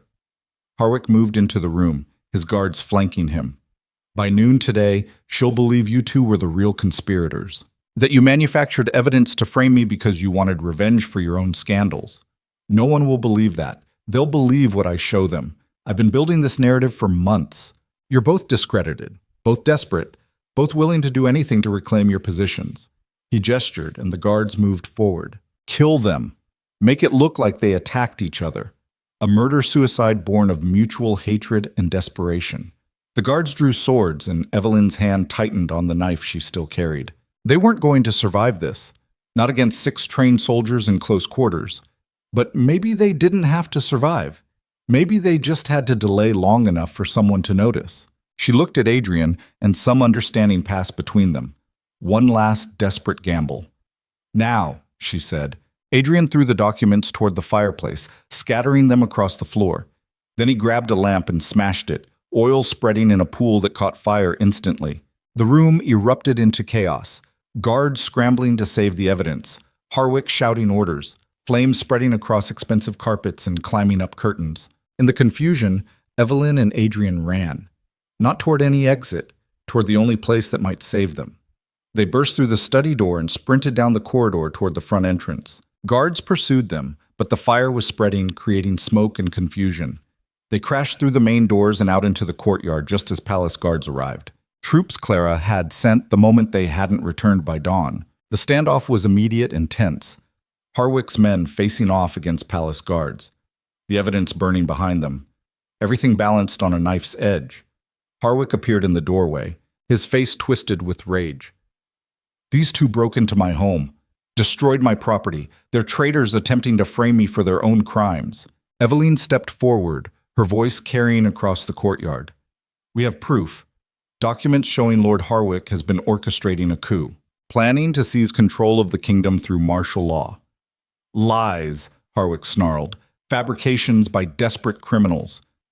Then why did you try to have us killed last night? Evelyn held up her bandaged arm.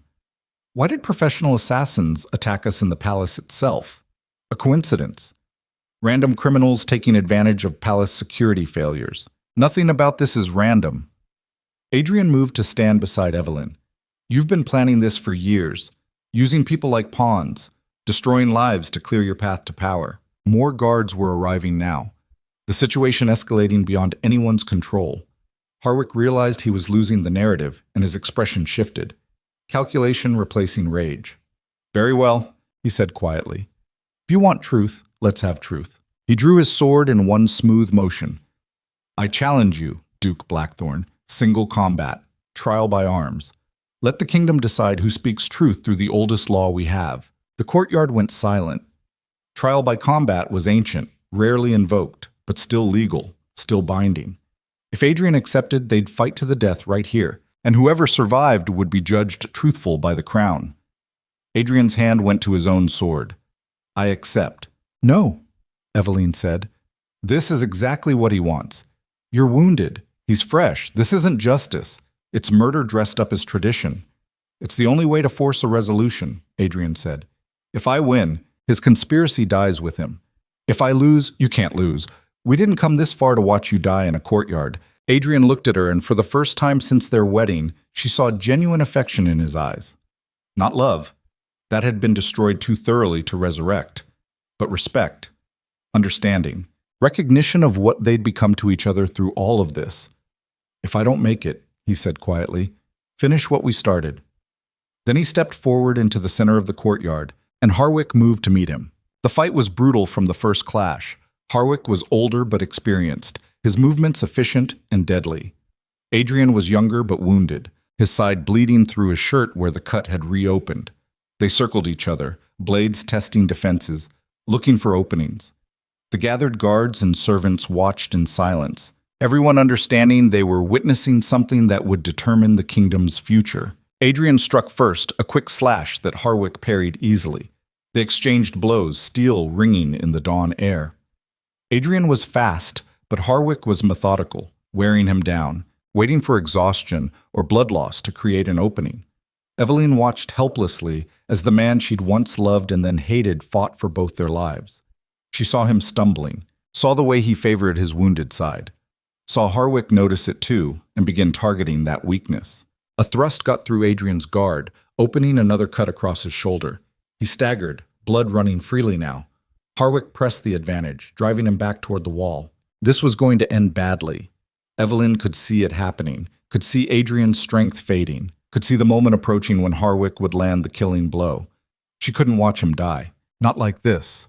Not after everything they'd survived. Her hand closed around the knife at her belt. She knew what it would mean. Interfering in trial by combat was itself a crime, but letting Adrian die was impossible. The decision crystallized in a heartbeat. She drew the knife and threw it. The blade caught Harwick in the back of his sword arm. Not a killing strike, just enough to make him drop his weapon and wheel around in shock and fury. Evelyn stepped forward into the circle. Trial by combat requires equal footing. You were fighting a wounded man. Now we're all compromised. Finish it fairly or not at all. The courtyard erupted in shouts. This had never happened before. A woman interfering, breaking the sacred rules of combat. The queen's voice cut through the chaos like a blade. Enough! Everyone froze.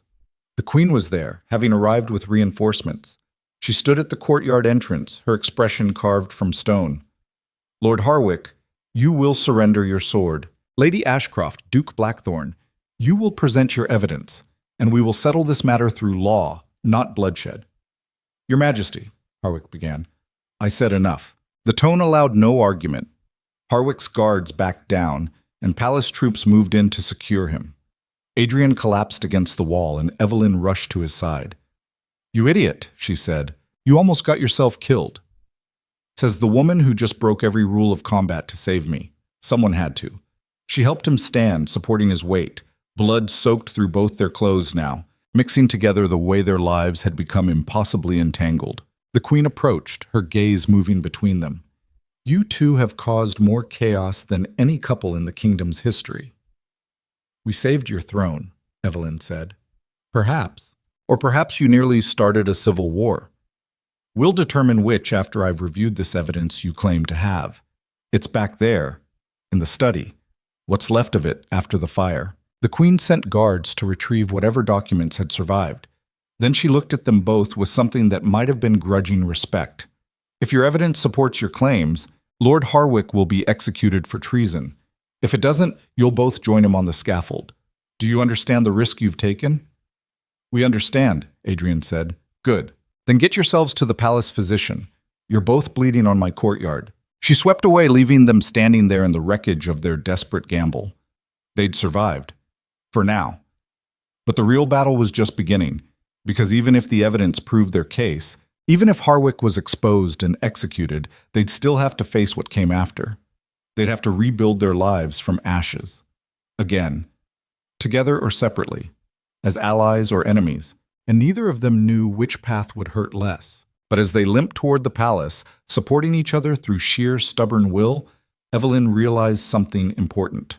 She'd stopped fighting alone. And maybe that was the beginning of something worth surviving for. The palace physician worked in silence, stitching wounds that would leave scars to match all the invisible ones they'd already collected. Evelyn sat on one side of the room while Adrian occupied the other, both of them stripped to underclothes, both bleeding through bandages that had been applied hastily in the courtyard.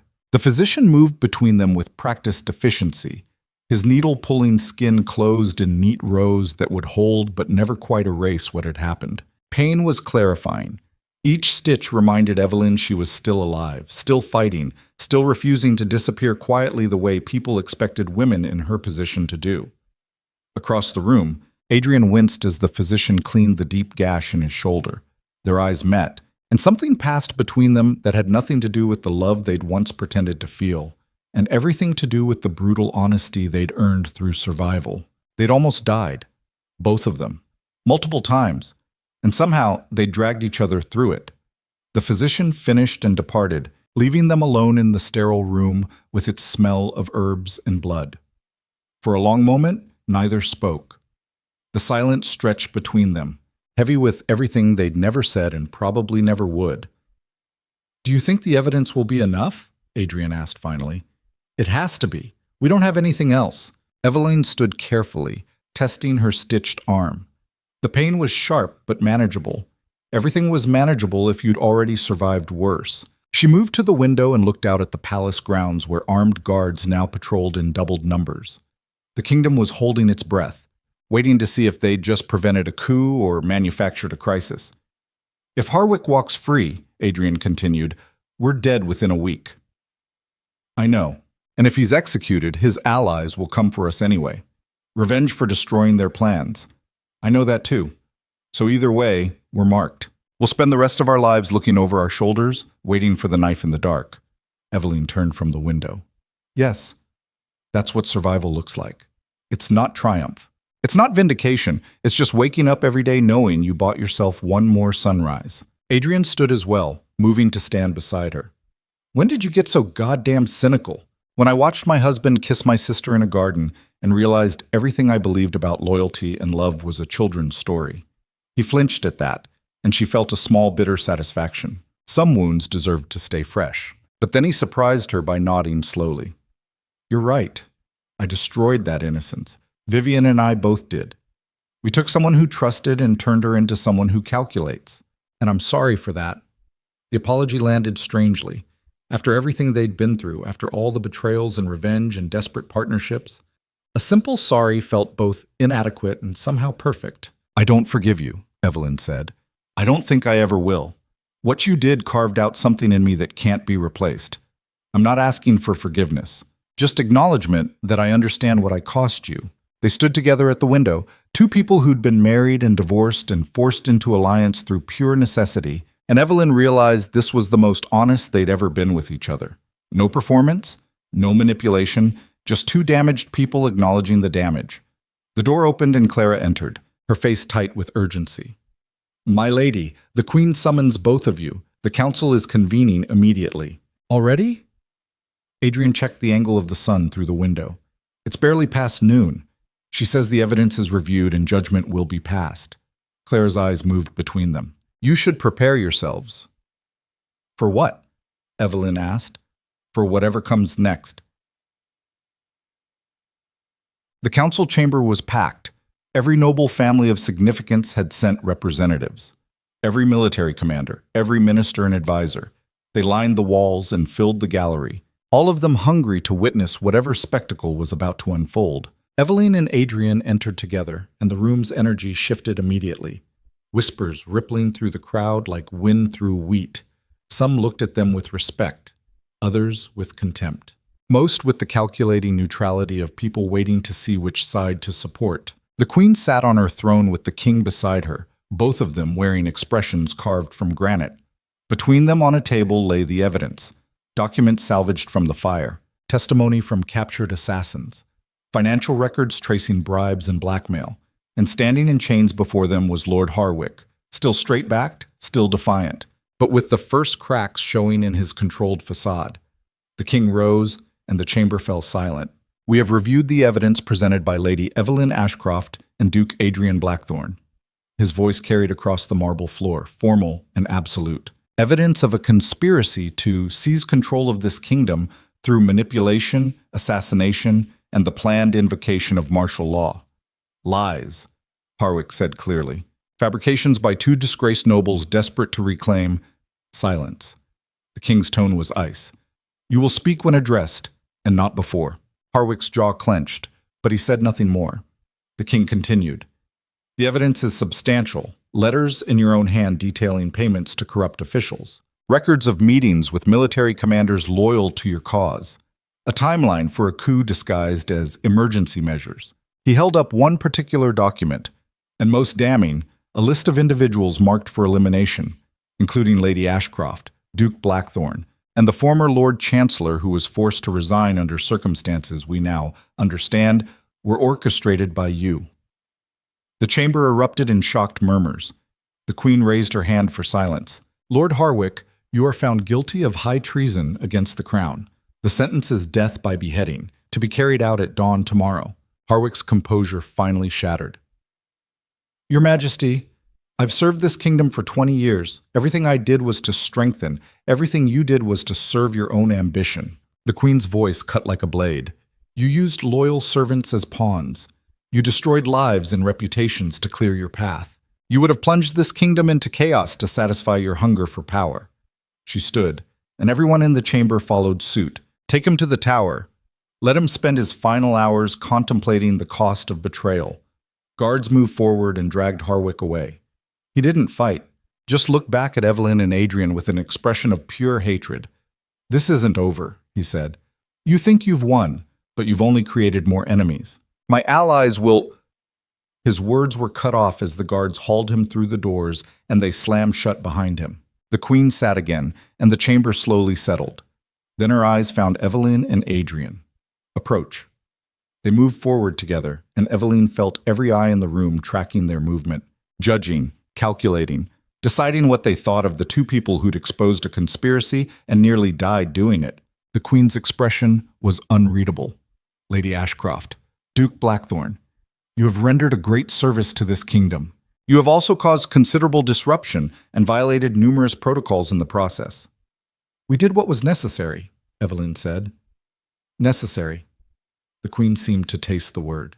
Yes, I suppose you did. The question now is what to do with you both. She gestured to the king, who produced two sealed documents. Duke Blackthorn, your title and lands are hereby restored.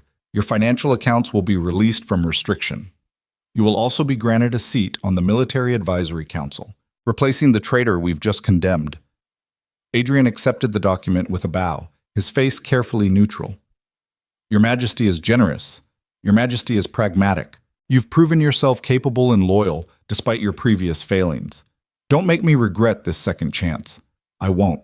The Queen turned to Evelyn. Lady Ashcroft, your position as my advisor is confirmed permanently. Additionally, you will be granted lands in your own name, independent of any family or marital connections. You will have wealth and authority that cannot be taken by father or husband. Evelyn felt something crack in her chest. Lands in her own name. True independence. The thing she'd been fighting for without fully realizing it was possible. Thank you, Your Majesty. Don't thank me yet. The Queen's expression softened slightly. What you've built through pain, through betrayal and survival and a refusal to accept the limitations others tried to impose on you. That strength is valuable, but it can also be isolating. She looked between them. You two were married once. That marriage was built on lies and ended in scandal. But what you've become to each other since then is something rarer. You're allies who understand each other's damage. That's worth more than romance ever was. The observation hung in the air, and Evelyn found she had no response. Because the Queen was right. She and Adrian had moved past love or hate into something stranger and more durable. They were witnesses to each other's worst moments and survivors of shared trauma. That created a bond that passion could never match. The king dismissed the council, and the crowd began to disperse. Nobles approached to offer congratulations or subtle warnings depending on their allegiances. Evelyn and Adrian accepted them all with the same measured politeness. Two people who'd learned to wear masks even when their faces were bare. It took an hour to navigate the social obligations. By the time they were free to leave, the sun was setting, painting the palace in shades of amber and blood. They walked together through corridors that had witnessed every stage of their destruction and reconstruction. Neither spoke until they reached the gardens where it had all begun. The fountain, the hedges, the place where Evelyn had first seen the truth about her marriage. She stopped there, looking at the spot where she'd hidden, and watched her entire world collapse. I used to hate this place, she said quietly. Hated what it represented. The moment everything became a lie. And now? Now I think it was the moment everything became real. The lies ended and the truth started. Adrian moved to stand beside her, both of them looking at the fountain where moonlight was beginning to reflect off the water. That's a generous interpretation. It's the only interpretation that lets me keep breathing. If I hold on to the hate, if I let the betrayal define me, then you and Vivian win. You get to be the thing that destroyed me, and you refuse to be destroyed. I refuse to stay destroyed. There's a difference. She turned to face him, and in the fading light she could see the scars they both carried. Physical and otherwise. They were marked people, changed by what they'd done to each other and what they'd survived together. What happens now? Adrian asked. Do we go back to being enemies, allies, something else? Evelyn considered the question. 6 months ago, she would have said enemies without hesitation.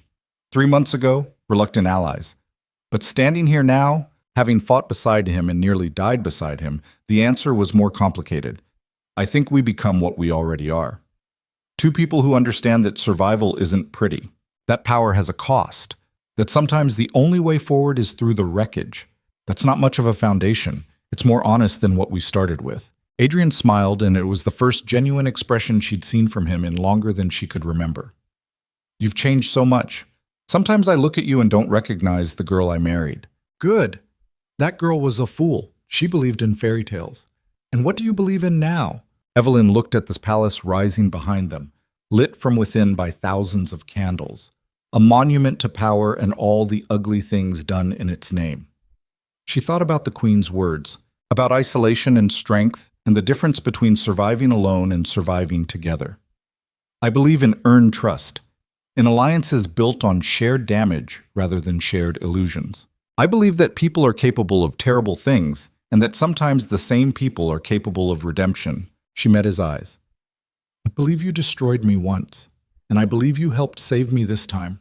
Both things are true. I'm learning to hold contradictions. Adrian was quiet for a long moment. Then he held out his hand. To contradictions, then. And to whatever comes next. Evelyn looked at his outstretched hand. Taking it would mean something. Not reconciliation, not forgiveness, but acknowledgement that they'd moved into territory neither of them had maps for. She took his hand, and they shook on it. A pact between damaged people who'd learned that survival sometimes required accepting help from the least expected sources. Behind them, the palace continued its eternal performance.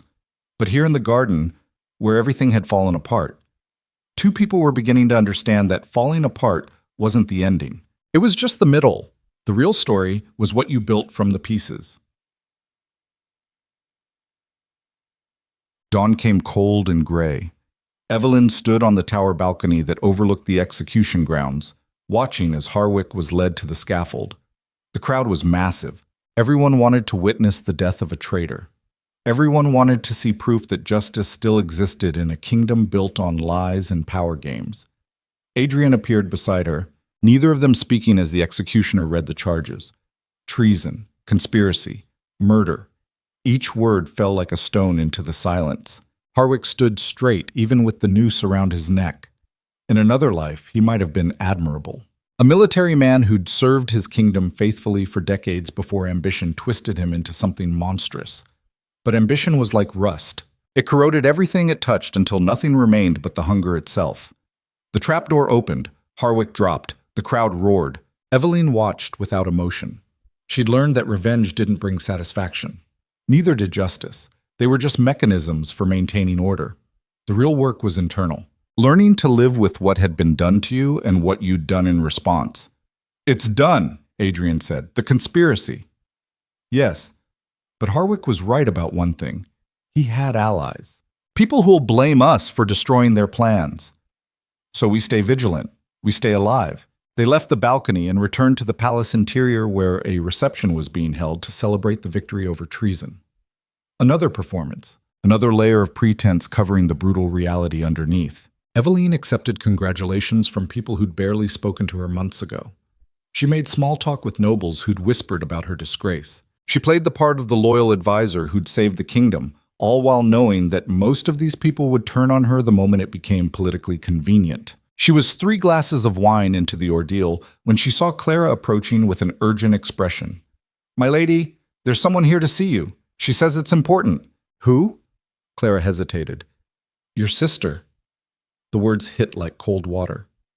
"Vivian. Here." After months of exile and silence, Evelyn's first instinct was to refuse, to send Vivian away without seeing her. But curiosity and something deeper won out. "Where is she?" "In the East Gallery. She wouldn't come further, said she'd wait there for 1 hour and then leave forever." Evelyn set down her wine glass. "Tell her I'm coming." She found Vivian standing by the windows overlooking the same gardens that haunted both their memories. Her sister had aged, lost weight. The pregnancy was visible now, a small swell beneath her traveling dress.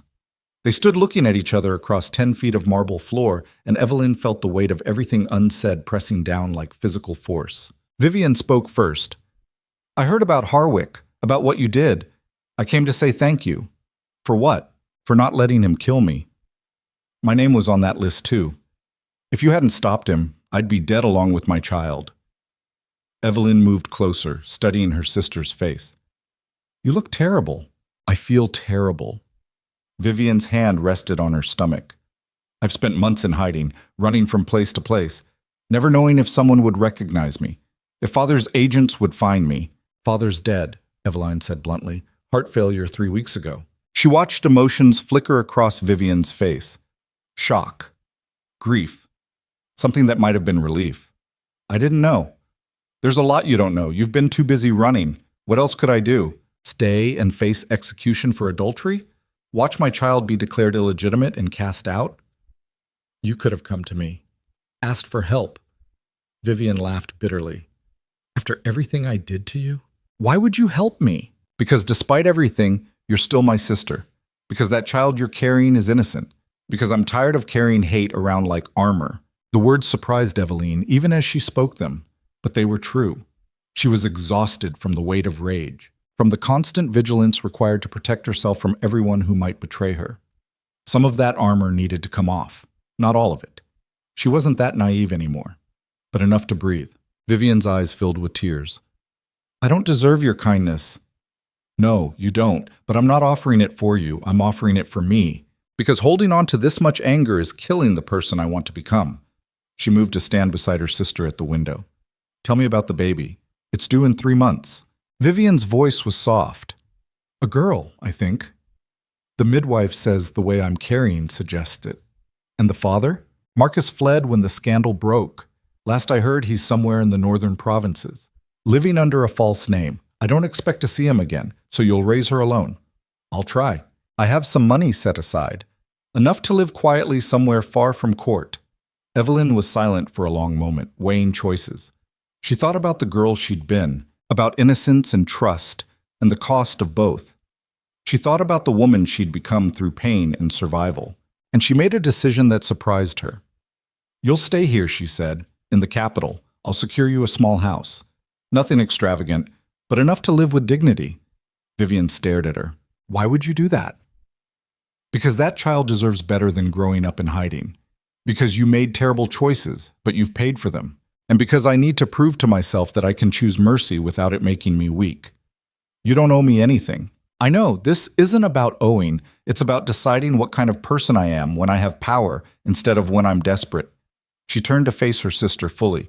But understand this. I'm not forgiving what you did. I'm not forgetting. I'm just choosing not to let it define every choice I make for the rest of my life. Vivian nodded slowly. What do I have to do? Stay out of politics. Raise your daughter. Live quietly. And never expect more from me than practical support. I can't give you affection. Can't pretend we're the sisters we were before. But I can give you safety. That's more than I hoped for. Good. Then we understand each other. They stood together in the gallery, two women who'd destroyed each other and somehow found a way to exist in the same world without one of them having to disappear. It wasn't reconciliation. It wasn't healing, but it was a ceasefire. And sometimes that was enough. Months passed. The kingdom settled into new rhythms. Harwick's execution became a story people told to illustrate the cost of ambition. Eveline's role as the queen's advisor expanded until she was involved in nearly every major decision affecting the realm. She learned to wield influence without cruelty, to build alliances based on mutual benefit rather than fear, to trust carefully and verify constantly. Adrian rebuilt his estates and took his seat on the military council, where he proved surprisingly competent at the bureaucratic work of maintaining armies. They saw each other regularly, worked together on issues where their interests aligned, maintained a relationship that was professional with undercurrents of something more complicated. One evening, they stood on the palace walls watching the sun set over the city spread below, a city that had witnessed their rise and fall and rise again. Do you ever think about what might have been? Adrian asked. If I'd been honest from the beginning, if Vivian and I had never— No, Eveline interrupted. That's a path to madness. What might have been doesn't matter, only what is. But you must wonder, she considered the question. Sometimes, late at night when I can't sleep, I wonder if I could have loved you genuinely if there'd been no lies, if we could have built something real. And And I always conclude that who I was then couldn't have survived what came after. I needed to be broken to become strong enough for this. So maybe it all happened exactly as it had to. That's a bleak philosophy. It's a survival philosophy. There's a difference. Adrian was quiet for a while. Then he said, "Do you think we could try again? Not marriage, but something less formal.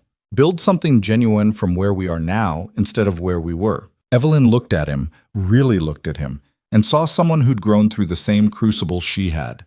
Someone who understood what it cost to rebuild from ruins. "I don't know," she said honestly. "I don't know if I'm capable of that kind of vulnerability anymore.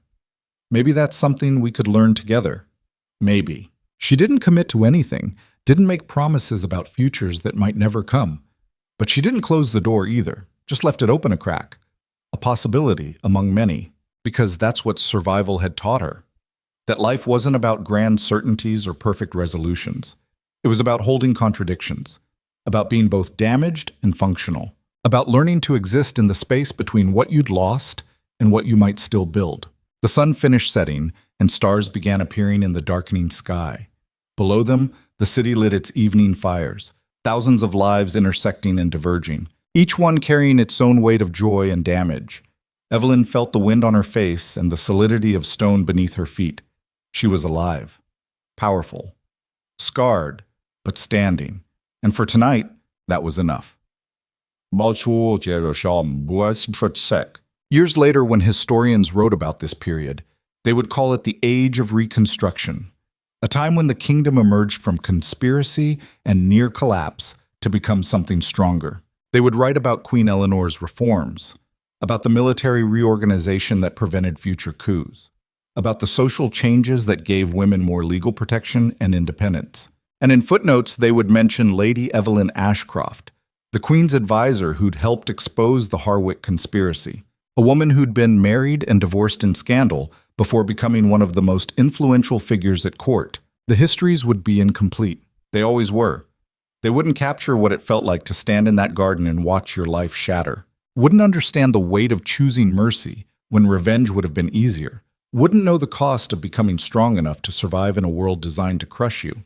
But Evelyn didn't need history to remember. She carried those lessons in her scars and in the way she navigated power with both ruthlessness and compassion. She never remarried, never gave anyone that kind of power over her life again. But she built relationships that mattered, mentored younger women navigating court politics, used her influence to create systems that might prevent others from being destroyed the way she'd been. Adrian remained a presence in her life, sometimes ally, sometimes friend. Always someone who understood the particular flavor of damage they'd inflicted on each other. They never became romantic again. That door had closed permanently. But they built something else, a partnership based on brutal honesty and shared survival. Vivian raised her daughter in the small house Evelyn provided. They saw each other occasionally, strained conversations over tea where both women acknowledged the wounds without trying to pretend they'd healed. The child grew up healthy and unaware of the destruction that had preceded her existence. And slowly, year by year, Evelyn learned something she hadn't expected. That healing wasn't about fixing what was broken. It was about learning to function with the cracks still visible. That strength wasn't about being invulnerable. It was about continuing after being wounded. She stood one evening in her private chambers, now decorated with objects she'd chosen herself, rather than inherited or received through marriage. Books she'd read, art she'd commissioned, weapons she'd learned to use after deciding she'd never be helpless again. This was hers, built from nothing but will and refusal to disappear.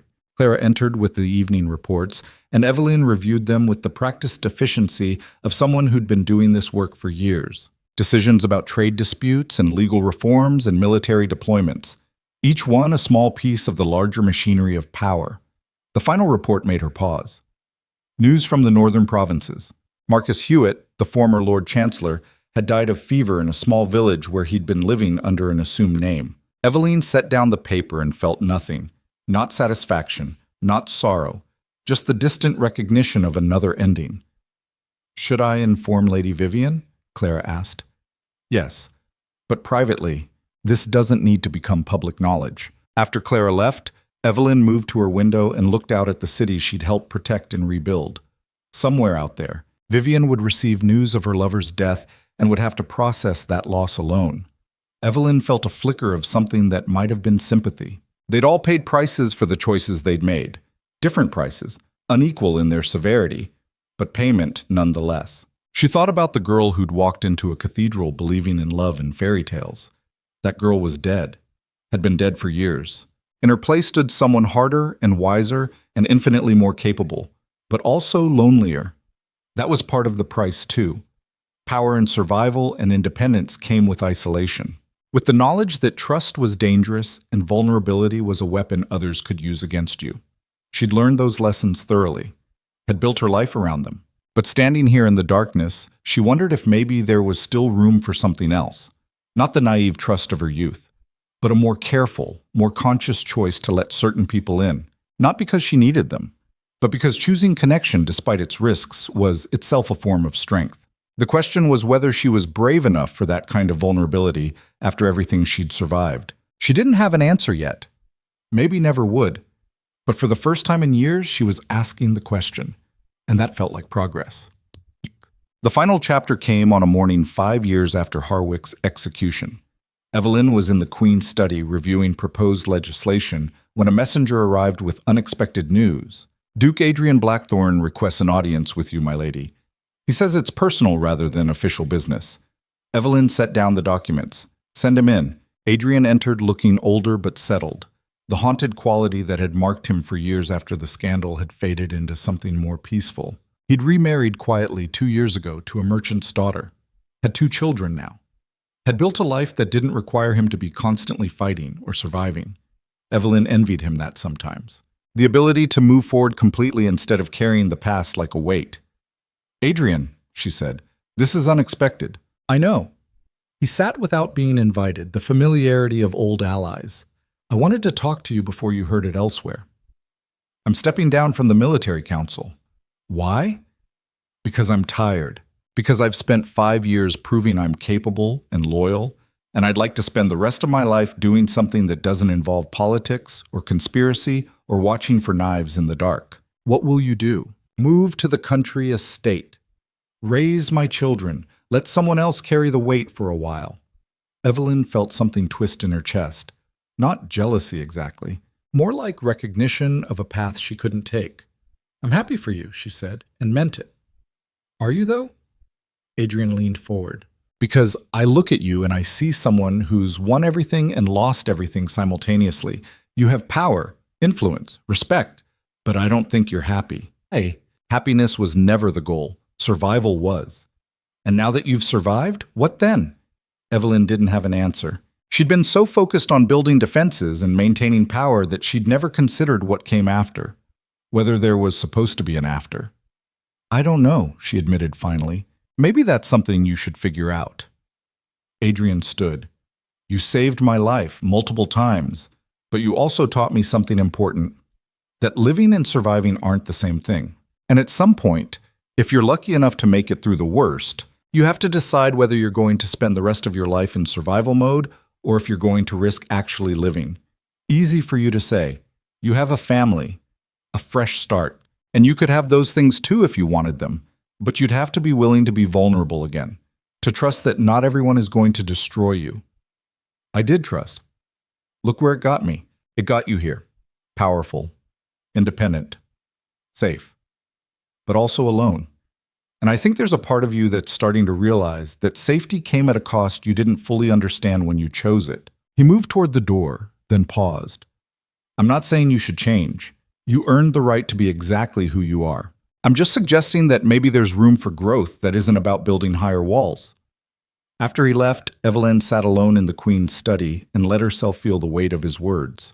He was right. She'd become so good at surviving that she'd forgotten how to imagine anything beyond mere existence. She thought about her sister raising her daughter, about Adrian with his new family, about all the people who'd been damaged by the same events, but had somehow found ways to move forward into something resembling peace. And she wondered if maybe it was time to stop defining herself by what had been done to her and start defining herself by what she chose to do next.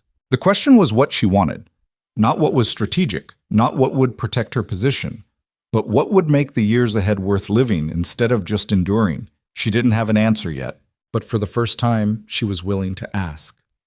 The ending came quietly, not with dramatic confrontation or grand revelation, just a series of small choices that accumulated into a life. Evelyn continued her work as the Queen's advisor, continued building systems that protected vulnerable people, continued wielding power with both precision and conscience. But she also began to let the armor come off in small ways.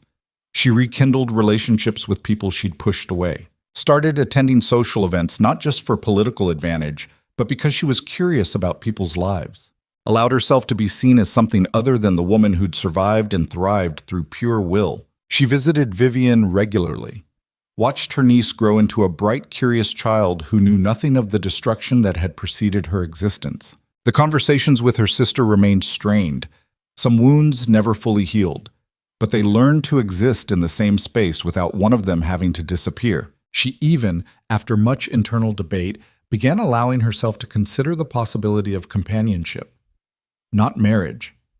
That institution had proven itself a trap, but something else. Something built on honesty rather than pretense. There was a scholar at the university, a woman who studied philosophy and had no interest in court politics. They'd met at a charity event and discovered they could talk for hours about ideas and abstractions. Nothing romantic yet, but the potential was there if Evelyn chose to pursue it. The question was whether she was brave enough. One evening, she stood in the same garden where everything had begun. The fountain, the hedges, the place where she'd watched her life shatter and then spent years rebuilding from the pieces. She thought about the girl she'd been, naive and trusting, destroyed by the revelation that the people she loved could be weapons. She thought about the woman she'd become, hard and capable, powerful enough that people feared her and respected her in equal measure. And she wondered what came next, what the third act of her life might look like if she chose something other than mere survival. The moon was full, painting everything in silver light. The same moon that had witnessed her betrayal, her revenge, her transformation from victim to survivor to something more complex. She heard footsteps behind her and turned to find the scholar. They'd agreed to meet here, a conversation Evelyn had been avoiding and finally decided to have. The woman approached with a gentle smile. "This is the famous garden, where it all started, where it all ended," Evelyn corrected, "and where it all began again." They stood together in the moonlight, two women at different stages of understanding what it meant to survive and rebuild. "You know what I find most interesting about your story?" the scholar said. "It's that you've become the thing you were trying to escape. Powerful, untouchable, safe, but also isolated in ways that have to be exhausting." "It is," Evelyn admitted, "but I don't know how to be anything else anymore. Maybe that's not true. Maybe you just haven't decided to try." Evelyn looked at her, this woman who represented a possibility she wasn't sure she was ready for.